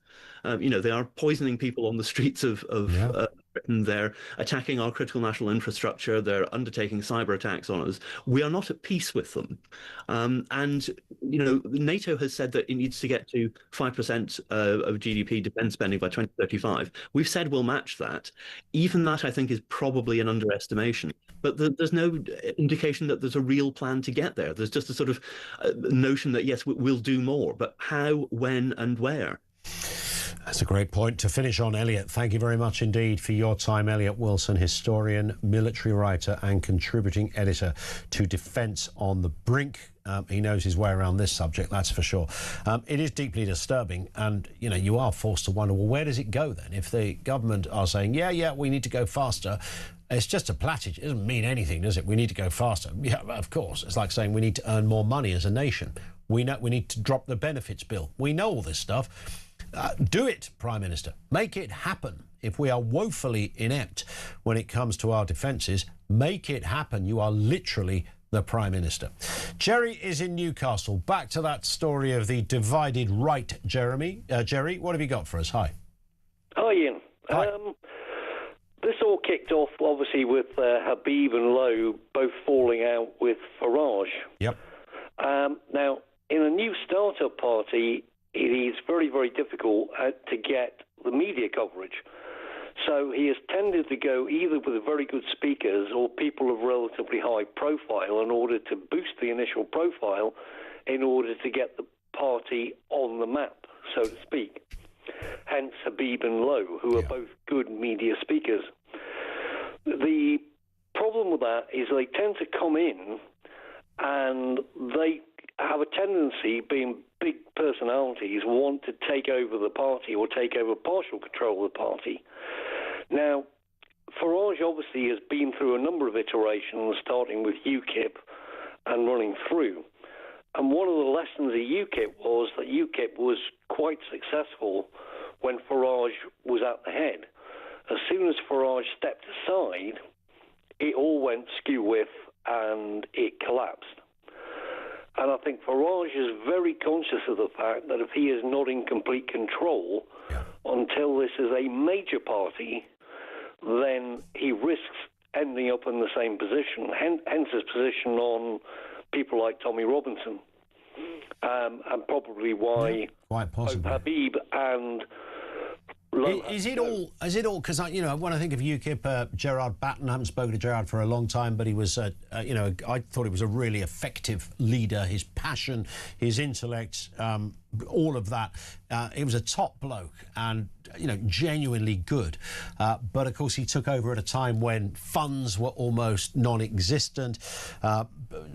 Everything that was happening was clearly kind of against him, and not that he would defend that, but it was against him in so many respects. But you're right, the charismatic voices do win over, right? And not that many of the other leaders haven't been charismatic. Henry Bolton did his bit, and obviously I mentioned Gerard and others, but is it down to that ultimately, Jerry, that the people with the big and the most commanding and interesting tones and phrases and all the rest of it will be the ones that win the argument? Well, it is, yes, because initially you have to get on the media landscape. If you're not on the media landscape, you're nowhere. Yeah. If you're on the media landscape, you can then potentially attract the finance with the finance, he can then build the operation to make it into a potential parliamentary party. So where I think Farage is going and where he differs with Habib and Lowe is that they are quite hard on the right and uncompromising. Farage knows that to get anywhere near power, he will have to temper to some degree. Hence why he's moving on the fiscal side of things, because come a general election, he'll end up in a position getting questioned by people like Andrew Neil and all the rest over the public finances.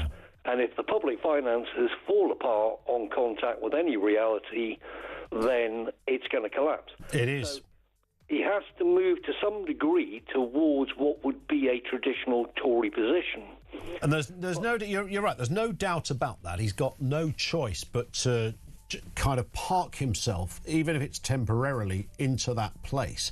And perhaps even at the moment, these other parties are doing him a bit of a favour. Jerry, I've got to move because we're about to hit the news, but you make a great point. Thank you for that. 0344 499 1000. Will we find a winner to the Voice of Doom? Here it is. This is your chance. 87222 if you think you know.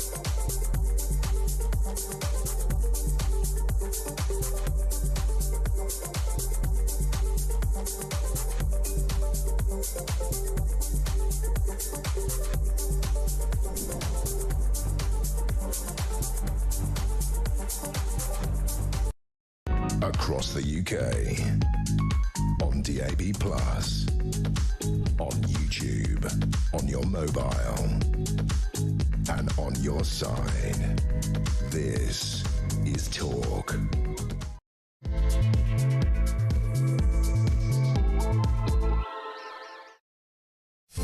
An awful lot to get through in this section. We are, of course, talking about the former Prince Andrew Mountbatten-Windsor, released from custody yesterday after being processed like, quote, a common criminal suspect following his arrest yesterday morning. But what does it mean for the royal family if he is eventually charged in particular? And if he is, what happens next? Could this whole grim episode spell the end of the monarchy? And what are the legal issues that now follow? We'll talk about that in a few moments. Also, the battle on the right continues as new right-wing parties are popping up all over the place.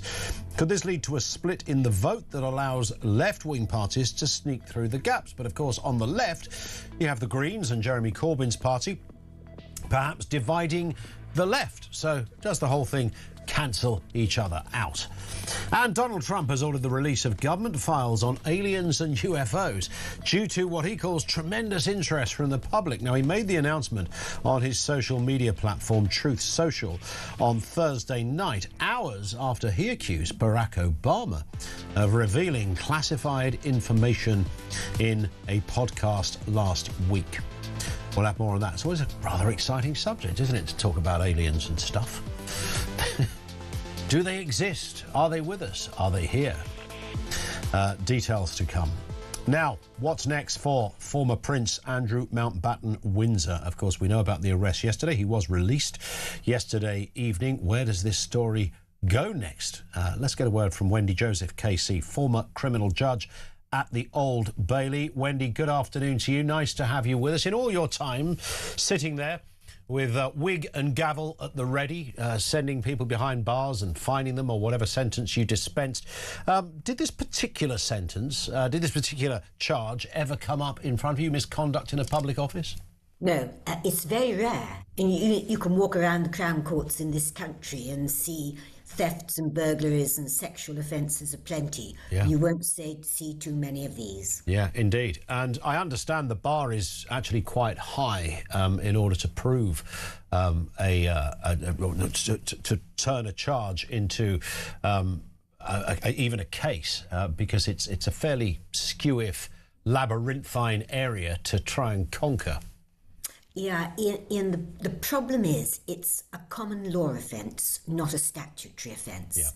If an offence appears in a statute, you can go to the Act of Parliament, you can look it up, you can see the definitions, you can read what the discussions were before it became law, and everything is clear or clearish. This is what is called common law, which emerges out of case law over a long period of time.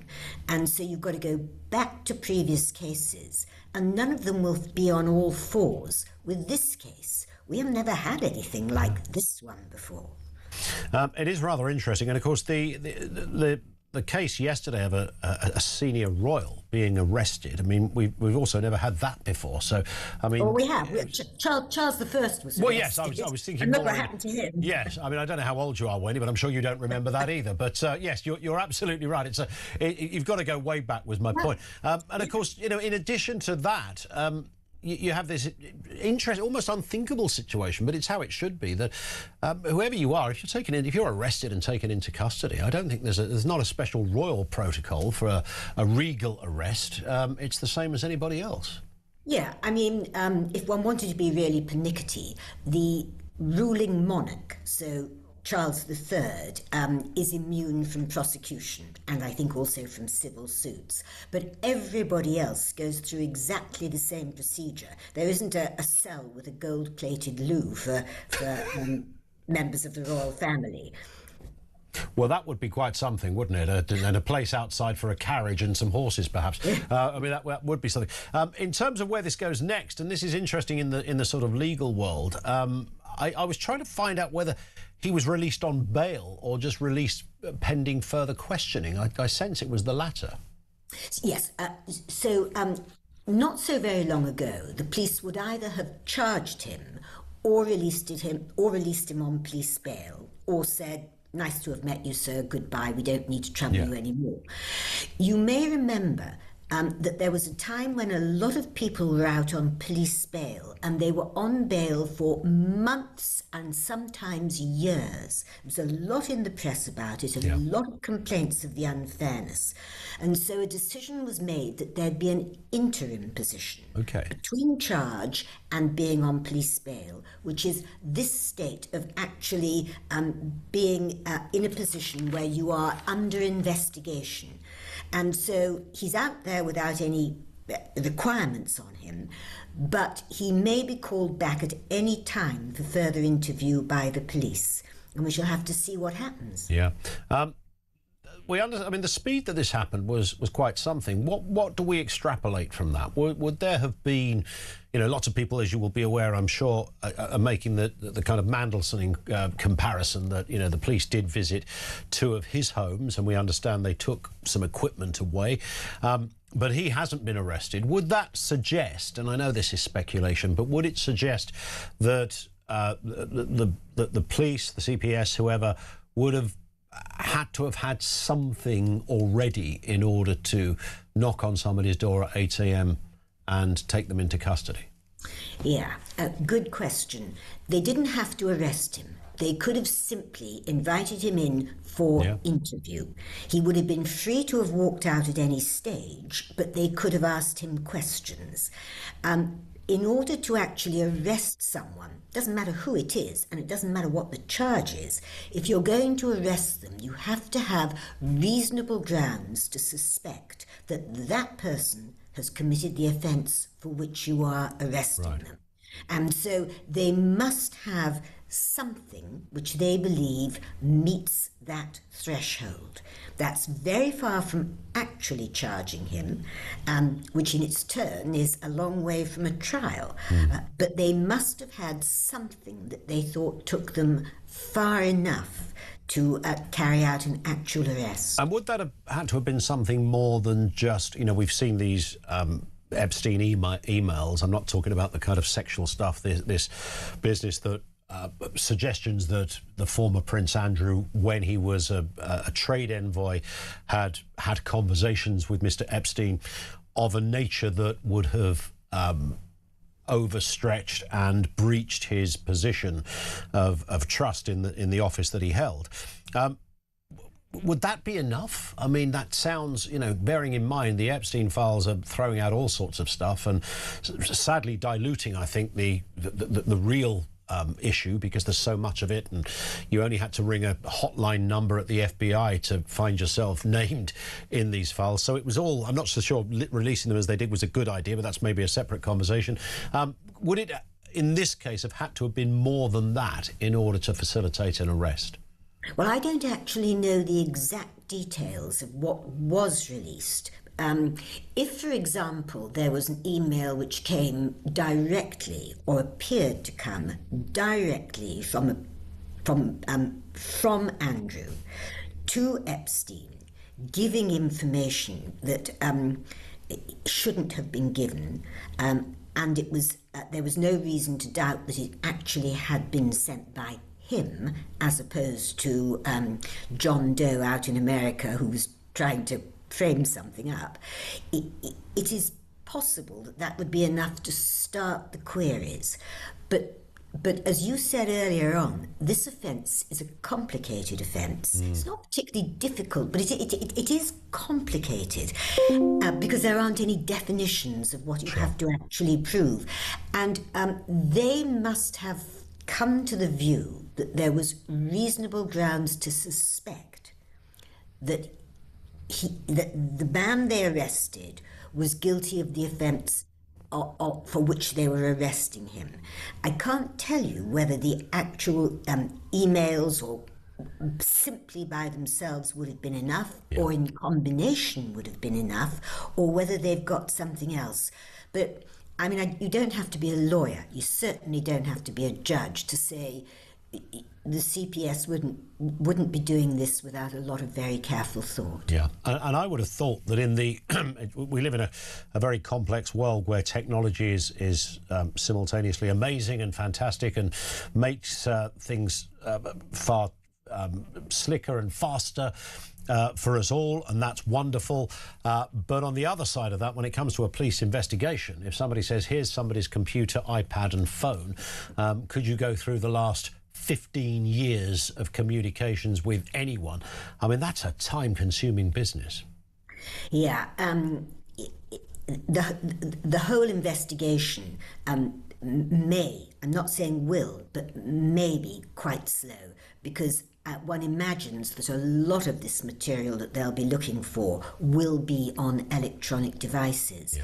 The other thing, Ian, is, of course, we haven't seen everything that's coming out of America yet. There's a sort of drip feed, and it's pretty bottomless as far as we can see. We have no control over the timescale over which it's released, and one doesn't know what more is going to come out of that. Well, it's not going to be, I mean, certainly objectively, it is incredibly interesting to follow. I would imagine from a legal brain's perspective, this is rather interesting too, Wendy, to follow this. It's not something we see every day. But listen, we will speak again. Thank you for your time. Really appreciate that. Wendy Joseph, KC. She is a former criminal judge at the Old Bailey. And I tell you what, if you were going to get jailed for 50 years, wouldn't you want to get jailed by somebody who spoke like that? What a gentle voice. I sentenced you to 50 years in jail. You should say, oh, thank you very much, Wendy. It's very kind of you. I'll enjoy my half century behind bars. Did you say do the voice of doom first, Finn? Oh, the caller first. OK, we're going to talk to Dave in Blackpool, and then we'll do the voice of doom. Dave, how are you doing? Hello, Ian. Great show. And I am not the voice of doom. You're not the voice of doom. Well, you never know. No. Fire away. What have you got for us? I'm an ex-veteran, and the royal family, I think as a vet, as I think 99% of vets, they are total royalists. Yeah. The thing is now, I think Charles, he's waited and waited and waited. He's got his chance, but he's had all this to deal with. I think the best thing he can do is just step down, let William and Kate take over. Interesting. And start a whole new thing. You do and I wonder. think the whole country will get back because William and Kate, they are more modern, they are more understanding on what the country's going through. Charles has waited patiently. He just got a very bad hand dealt, and this is not good for him. But I think if Kate and William come in, it will unite the country. And that's a good point, because do you remember when, before it all fell apart, when Prince Harry met Meghan Markle? That was a big turning point, wasn't it? Everyone thought, wow, this is like this youngish couple, reasonably attractive people. I know that's not the point, but, they photograph well, they look good, they seem a bit more in tune with people than previous royals.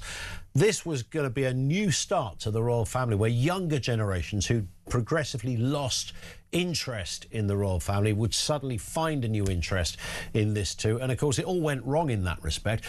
William and Kate are perhaps a little more, they look a little more serious than Harry and Meghan did, but they are clearly, they look like decent people. You think that would be the moment that would reignite support for the royal family? I think with William and Kate, their stature is good.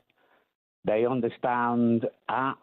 We all know what's going on in this country, and I'm sure they are thinking about that as well. Yeah. And their children, if they get in the next year or two, I think they will be brilliant. Well, it's an interesting point. Dave, thank you very much indeed for that. And, we know that the King has suffered with some ill health, and I get the impression he's kind of got through the worst of it. But, if you are of a certain age and, you have those bumps in the road, then you tend to want to, almost necessity to take it a little easier. And I don't imagine, I know, look, we see them in palaces and, on plush planes and doing all sorts of things, never having to worry about taking your own socks out of the drawer or even putting toothpaste on your brush. You look at that and you think, wow, that's what hardship is there in that? I don't dispute that the job is one no one would ever want. Not really. Not when you start to break it down and look at it. I think it's quite isolating, which is why family is important. It's got all of those problems going on. And if you're of a certain age and you've been through a cancer diagnosis and treatment, then I'd imagine that becomes pretty difficult to maintain. So perhaps we won't see the full reign of Charles. Maybe he will voluntarily step down, and in the next couple of years we will see something like that happen. I don't know. I know there is another school of thought that if you're a monarch, you don't step down. You just carry on until you are no longer alive, which is what the late Queen did, of course. 0344 499 1000. Bit of breaking news. The Supreme Court has ruled that the sweeping tariffs that Donald Trump imposed following his return to office are illegal. In a blow to the US president, the nation's highest court has struck down Mr. Trump's use of global trade tariffs. Now, what that means, who knows? Ahead of the decision, Mr. Trump warned of dire consequences should the court rule against the government. As he said, if the Supreme Court rules against the United States of America on this national security bonanza, we are screwed, he wrote on his Truth social media just a month ago. More on that. I'm sure Kev on Drive will be looking at that story as well. Let's do the Voice of Doom. Apparently it's day 18 of the Voice of Doom. We overstated it yesterday. I think that's because I was off, wasn't it? I think my days off were counted, and then, you know, we had to fire the bean counter because they got it wrong, because somebody just looks after this one feature. They're employed on a six-figure salary to do this. It's day 18 of the Voice of Doom. This is the voice we've been playing you. This is your chance. Who is that? It is not, these are some of the wrong guesses, John Burko, Richard Fuller, or is it Fuller? Lord Carrington, Alan Watts, Michael Heseltine, David Owen, Douglas Hurd, Edward Heath, Rupert Lowe's twin. It's none of those. Jack Straw, no. Douglas Murray, no. Jim Pryor, Baron King, no. Peter Brook, no. We have not got a right answer. It rolls over to Monday, when it will be day 19. Day 19 on Monday. Keep it here. This is Talk.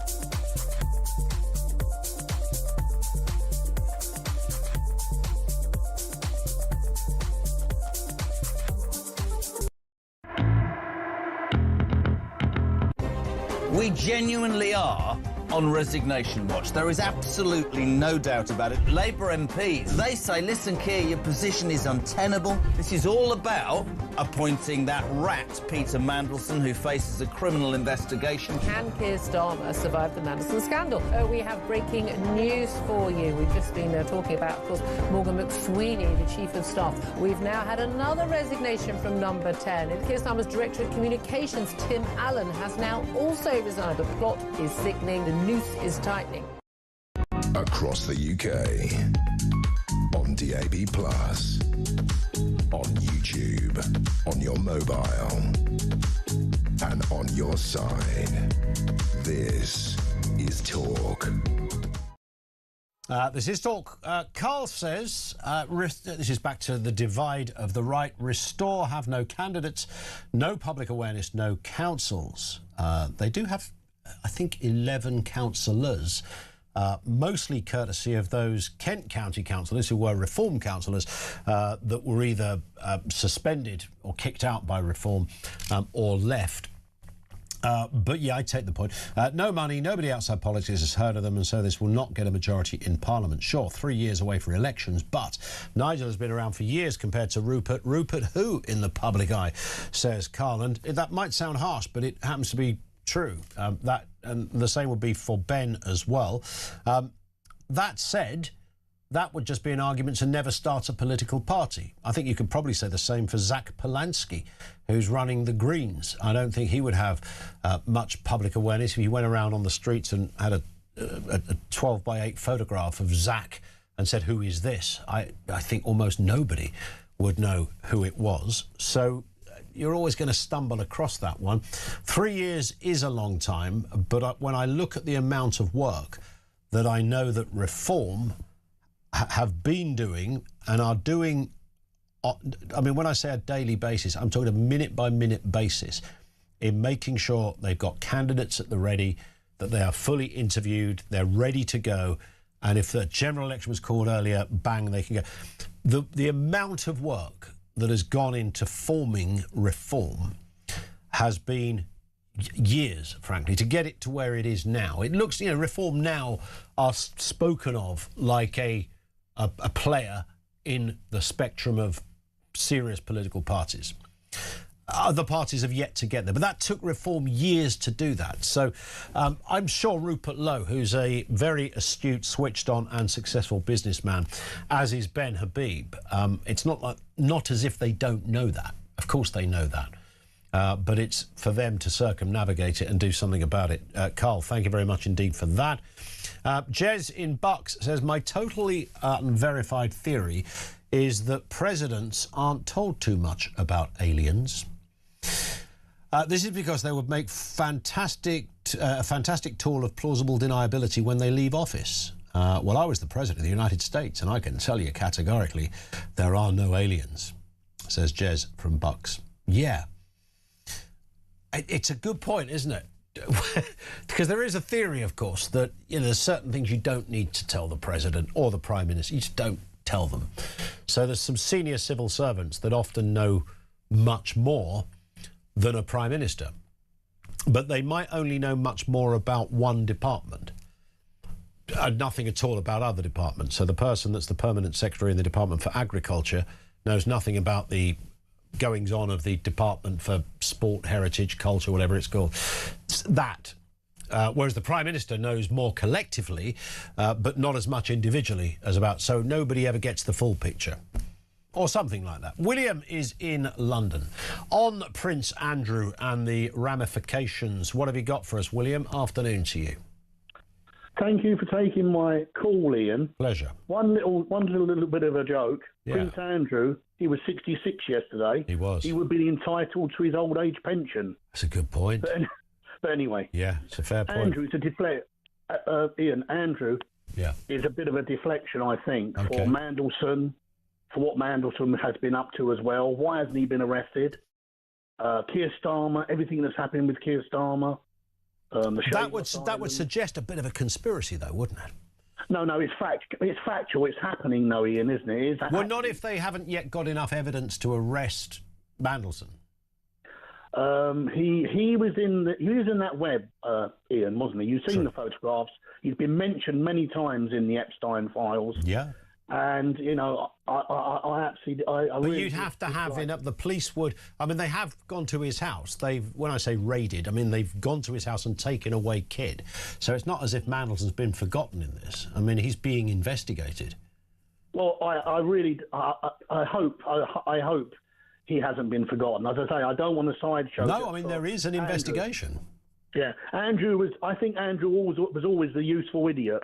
I think he was always the useful idiot in this little game. Maybe that they was all playing. Maybe, but as the judge we spoke to said, the police would have to have what they believed was evidence to think this man was potentially guilty of something in order to arrest him. So we'll see how it pans out. Do you imagine? I know we're only guessing on this, William. Do you imagine in a couple of weeks' time it might take a little while to go through all that equipment that we'll be reporting that Prince Andrew has been charged with something? I don't know about that, but Mandelson's my main concern. He was the trade minister. Yep. Gordon Brown brought him back, and then Starmer brought him back. Something's going on there. Not a conspiracy.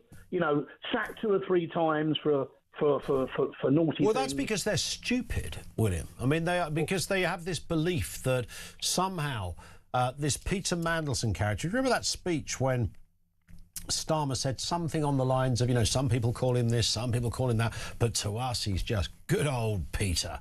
And everybody in the room laughed because that's how the man has dined out all his political life. He's kind of, he's not always conventional, he gets a few things wrong, lost the odd job here and there, but he's our Peter and he's good. He's dined out on that. Peter Mandelson, Ian, was the MP for Hartlepool. Yep. At the time in the 90s, he was living in a £6 million mansion, and the people at Hartlepool were all going to food banks. What an MP he was. Useless. Well, he's not the only one that was living in a mansion. When you say a mansion, he was living in a townhouse, wasn't he? well, £6 million. Was it? Yeah, but do you remember he had to borrow the money? I don't know if it was £6 million then, but it was a few quid. Well, it was the Indian steel magnate. He was on his yacht, wasn't he? Pictured on his yacht. That's how Mandelson worked. He was an operator. He worked in those circles. He knew how to work the room. He knew how to, when you've got a position in government, no matter what it is, people do want to meet you. And he was a charismatic figure. Yeah, I think he's one of those, noses, them coloured noses. I'm not sure what they're called, but. That's what he was, Mandelson. I hope he gets brought to book anyway. Well, we will see. Thank you. Yeah, no problem, William. Great to speak again. Thank you, William, in London. This from Susan, who says, I think Nigel, Ben and Rupert should sit down and talk. Leave their egos at the door. If they really want to do what's best for the electorate, they'll have to come together and reach a compromise. Or are they just going... Or are they just like all the rest and only interested in their own egos? It would take a big man to swallow his pride and all pull together. I live in hope. Well, I'm pretty convinced, and I could eat these words, that you will see Advance UK and Restore Britain coming together. I don't think there's a cat in hell's chance of ever those two coming together with Reform. I think the damage is so deep and ingrained in what happened that I can't see it. But, Susan, you make a fair point and a plea even that many others would agree with. This is Georgina down in London. Georgina, what's happening with Prince Andrew? Well, whatever's happening isn't good. I mean, I don't know whether you're aware, but the farm that they put Prince Andrew in is the same farm that they put little Prince John in. That was King George and Queen Mary's son. The child had exceptionally bad epilepsy, and that lodge is where it's like the Royal Oubliette, where you put people who are either embarrassments or you don't want the public to see, and that's where Andrew is now. But also, I mean, I followed Andrew from being a little boy, and he's grown. You were a little boy? No, since he was a little boy. Bless your heart. I've not got to that stage yet, Ian. Well, you never know. Anyway, he's got a few little problems, and I don't know whether you've actually sort of clicked onto it, but this thing with his teddy bears on the bed and they've got to be in exactly the same place and everything, that is an autistic trait. That's, this is something that people with autism do. Things have got to be put in specific places, and if things aren't correct, they have a meltdown. Now, I've noticed this with Andrew all through his life. You see, he seems to have been a very emotional child. But it doesn't mean he's autistic. He could just be a big baby boy. Well, it's all right us saying that, but what we've got to take into consideration is we don't know the specifics. We don't know if there is... I mean, they've already said, both he and Sarah Ferguson have said that they have severe mental health at the moment. And with what's going on, the allegations against Andrew, I am not surprised, Ian, that he's got mental health problems. But if he has got the added problem of having either ADHD or an autistic trait, this is even worse, because he will experience things in a whole new dynamic of a way. Now, I am not condoning the allegations, horrific allegations that have been brought against Prince Andrew, and I am absolutely 100% behind the fact that he needs questioning. But I think that we all have got to take a step back, let the police do their job, and just let them do what they've got to do. Whatever happens, happens. But I really do think that this man has got a lot more wrong with him than just having bad tempers and being nasty to everyone. I think there is a medical condition there. I think it's either autism or ADHD, because people, like when he was on the television giving the interview, that was not someone who was compos mentis. He was all over the place. I've watched it many times. He was stammering, he was stuttering, he was playing with his cuffs, he was playing with his fingers. He couldn't keep proper eye contact.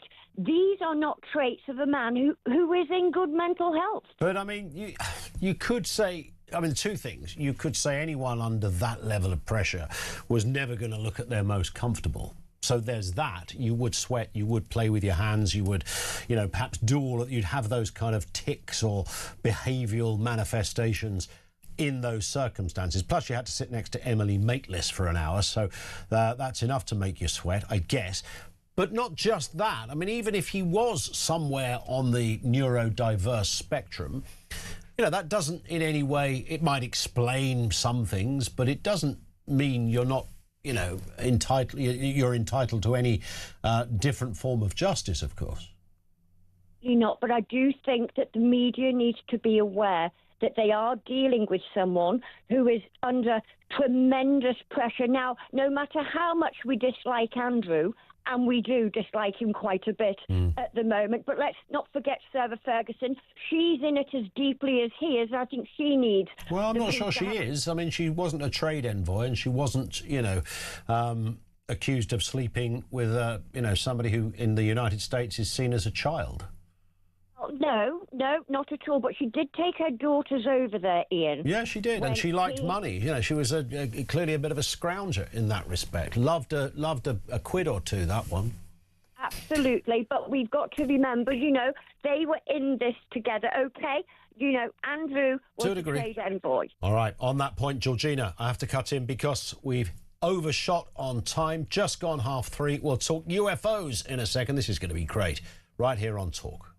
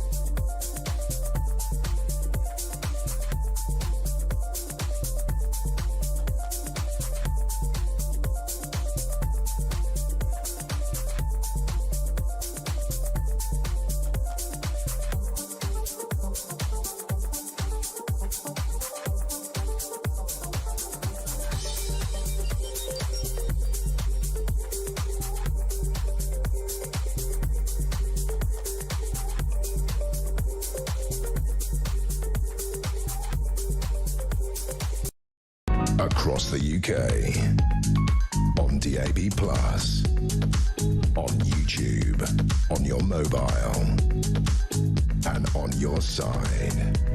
This is Talk.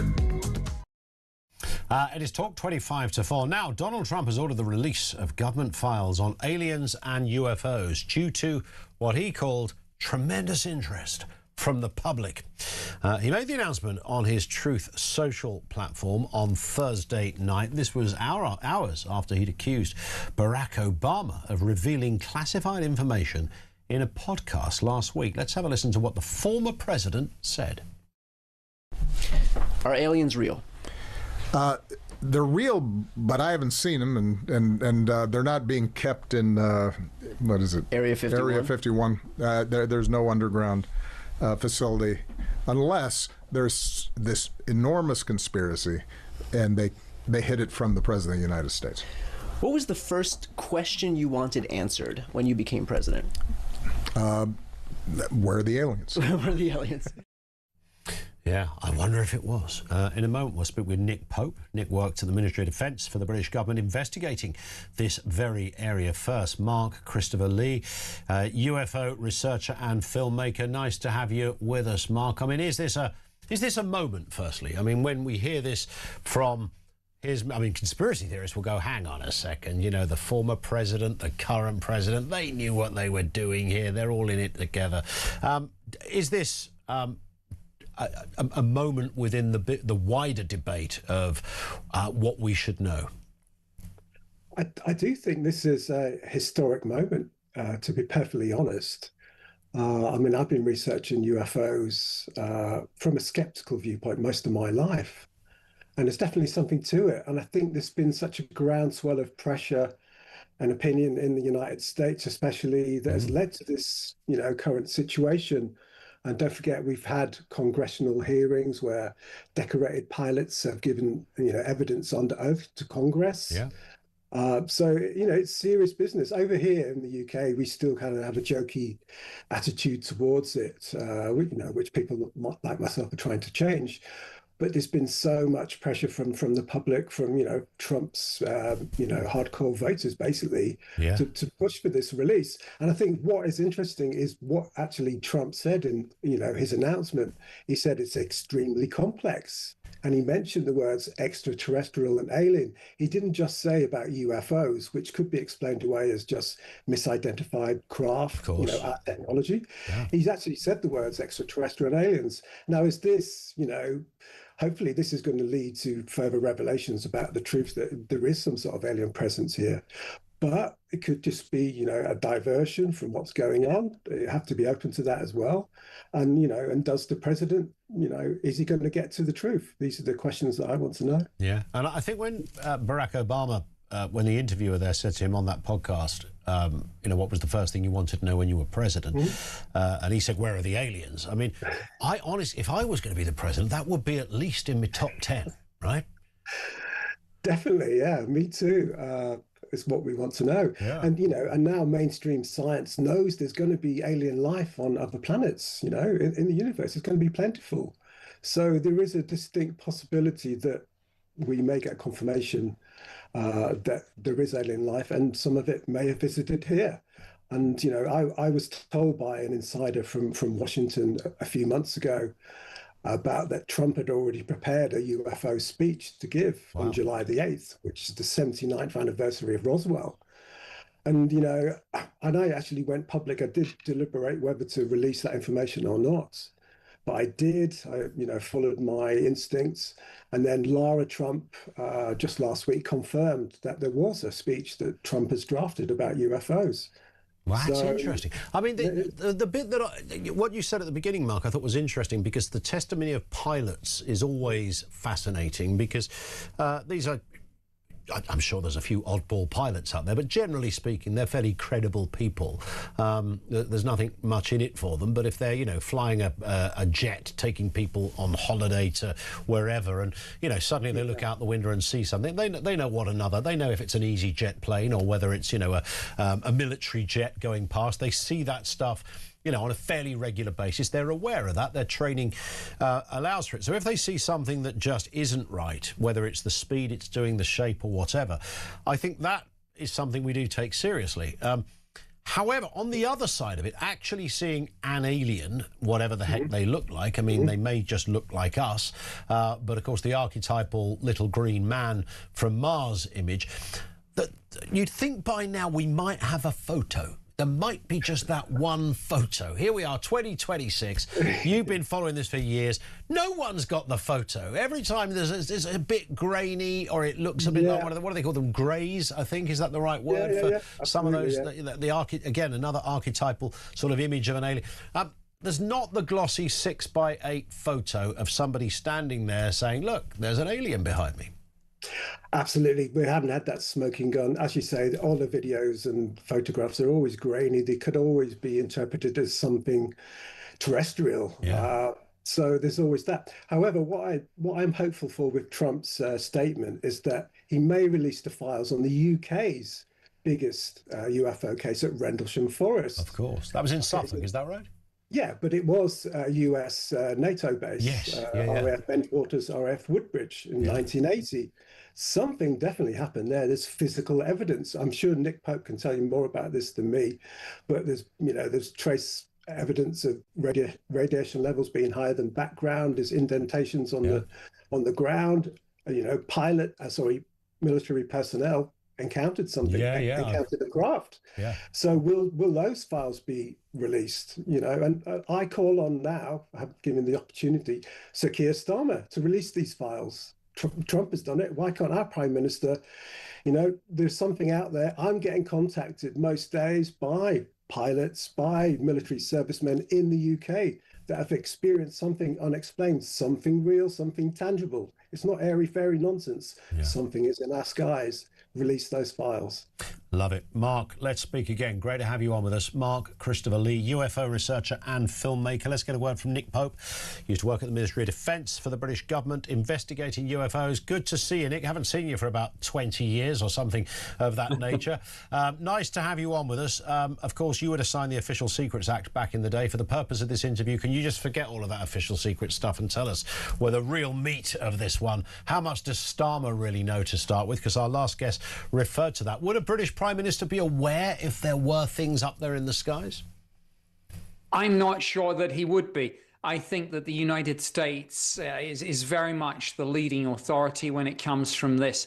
When it comes to this subject, we actually know from declassified documents that the Five Eyes intelligence sharing alliance held a meeting. It was chaired, of course, by the Pentagon, May 2023. The Ministry of Defence sent two officials. I'm not even sure the Prime Minister is aware of that. I'm not even sure the Defence Committee is aware of that. Parliament should be asking questions because the UK does know some things, but it's very much playing second fiddle to the Americans, as always. Yeah. What do you make of these latest sort of two events, really? Barack Obama making these comments on a podcast. I know it's interesting. He said there's definitely nothing in Area 51. So that would suggest if he definitely knows there's nothing there, or certainly no aliens there, clearly it exists for a reason, Area 51. But he's obviously he's been briefed enough to know then that there's nothing there, which means he's in on this conversation.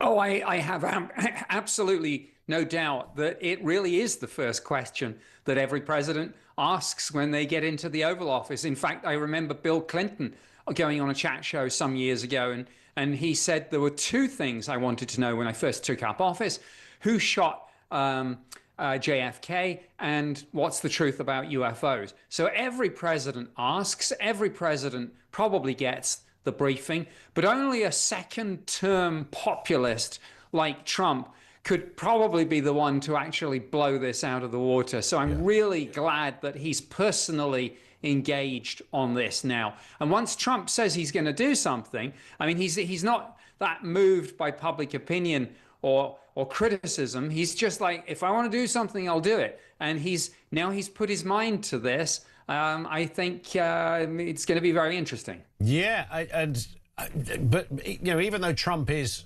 he's sort of the rebellious president, doesn't go by the usual rules, speaks off the cuff. I always think, Nick, there's got to be a bit of Trump somewhere where he takes the whole thing. He's ultimately a businessman. He does probably underneath it take it quite seriously. So if somebody said to him, Mr. President, there's some stuff here that we really can't make public, I don't imagine Trump going, no, sod that. I'm going to let everybody know that the little green men are living all over the place. What do you think?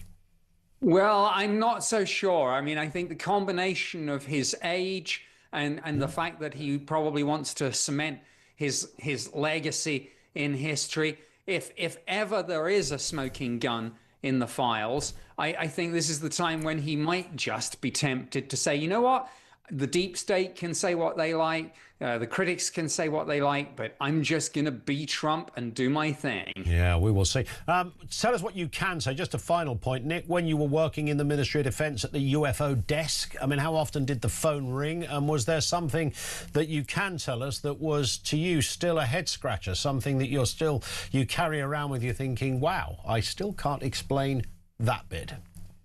Oh, the phone rang every day. We had hundreds of reports each year. I think the one that stands out to me was March 93, wave of sightings over the UK, including a huge UFO, almost the size of a football field, flying over 2 military bases, accelerating from a virtual hover to high Mach speeds in a split second with no sonic boom.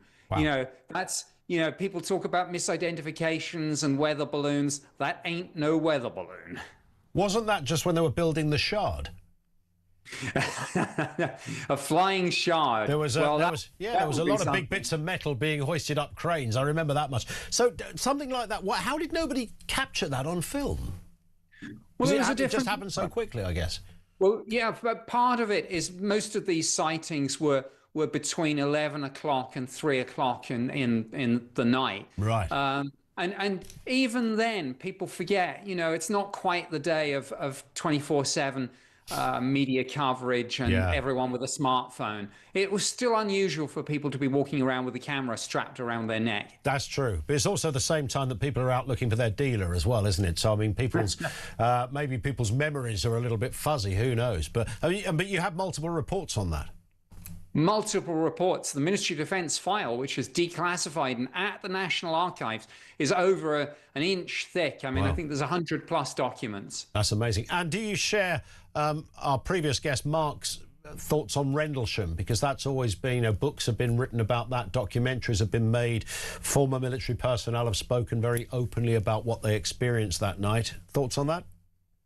Yeah, it's the real deal. We know from the files, and I know from colleagues, that the Americans actually took evidence back to the Commander-in-Chief, United States Air Force in Europe, and the Ministry of Defence were furious about that. So maybe we'll get our evidence back.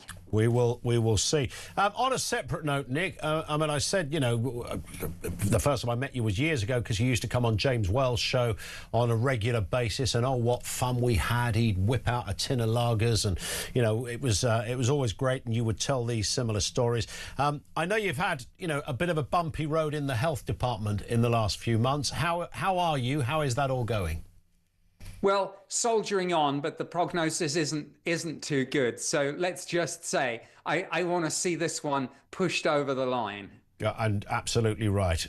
Good luck with everything. Take care, Nick. Thank you for being with us. Really appreciated. Nick Pope, he's the man that used to work at the Ministry of Defence on the UFO desk. What an interesting job. What do you do for a living? I work at the UFO desk. Man alive.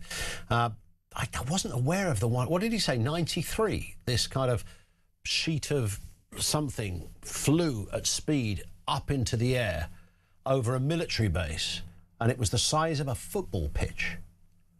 Good Lord.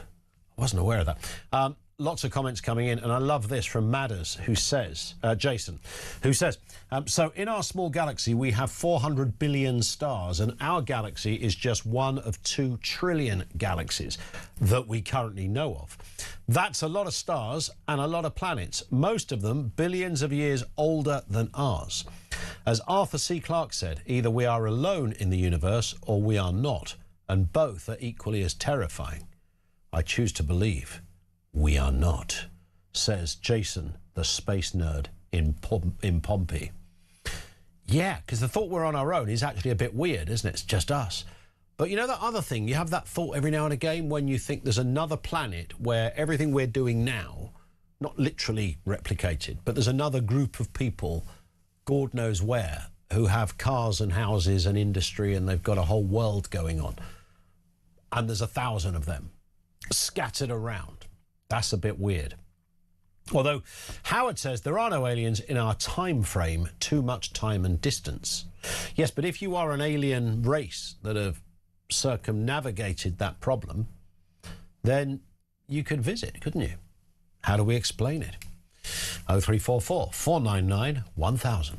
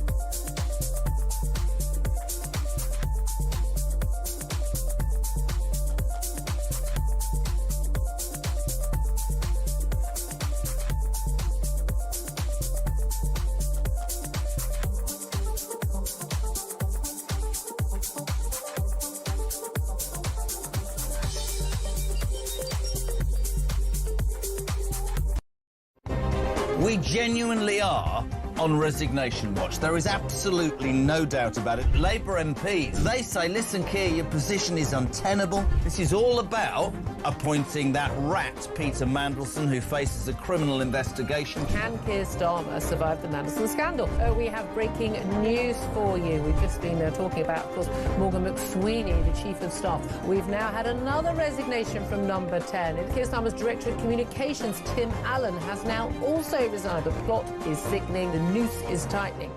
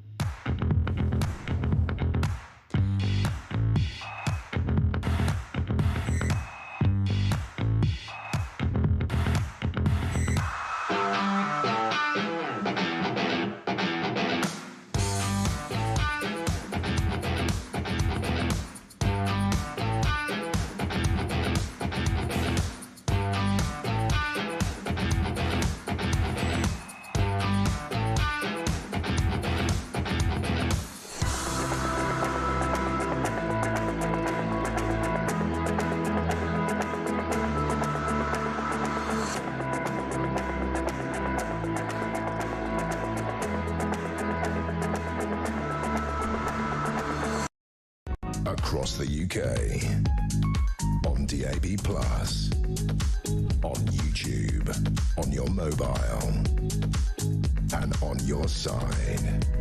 This is Talk. This is Talk. This is Carl in Nottingham. How you doing, Carl? Hello, Ian. How are you, mate? All right? Good as gold at this then. What's going on with the aliens? Have you seen any? Mate, listen, I've got a story to tell you. Nah. I was. Sorry, I almost spat out my water when you said that, because it's just a great. It's a great start to a story, isn't it? Have I got a story for you? Fire away. Yeah. I was out on my mountain bike last summer. Yeah. Beautiful, sunshiny day. Nice. Hardly a cloud in the sky. Yeah. It was gorgeous. Anyway, I was following the canal near where I live in Cotgrave in Nottinghamshire, and I stopped and pulled a bottle of water out of my bag for a drink, because I was a bit thirsty, obviously. Yeah. And believe me, Ian, it was water, nothing more than water. Now, I undid the bottle and took a drink, and while I did, I looked up into the sky, obviously, because your head's facing upwards. Now, I was initially drawn to a jet plane that people carry, you know, what people go on holiday in. Mm-hmm. It was quite high up, I'd say probably 30,000 feet, heading towards America, I think, by the looks of it, northwest. Anyway, I watched it move through the sky, and I could see the sunshine on the side of it, okay, because it was a beautiful day. Yeah.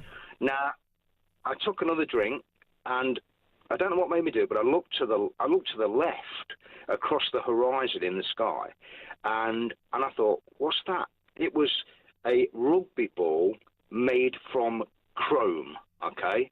Now, I could see the sunshine reflecting from this chrome, whatever it was. How high was this?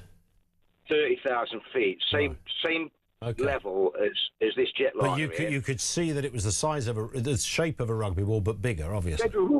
Oh yeah, I mean it was probably half the size of this jet. So you know, with the people flying, I think. Now I could see the jet moving through the sky, and you know what they do? Is it about 1,000 miles an hour, something like that? Yeah, I guess that's up there. Yeah, 600-700 miles Right. an hour. Now, in the opposite direction was this chrome rugby ball travelling, and I'm good at estimating, 10 times faster. Wow. 10 times faster, heading towards this plane, right? Yeah. It was moving through the sky, and I thought, my God.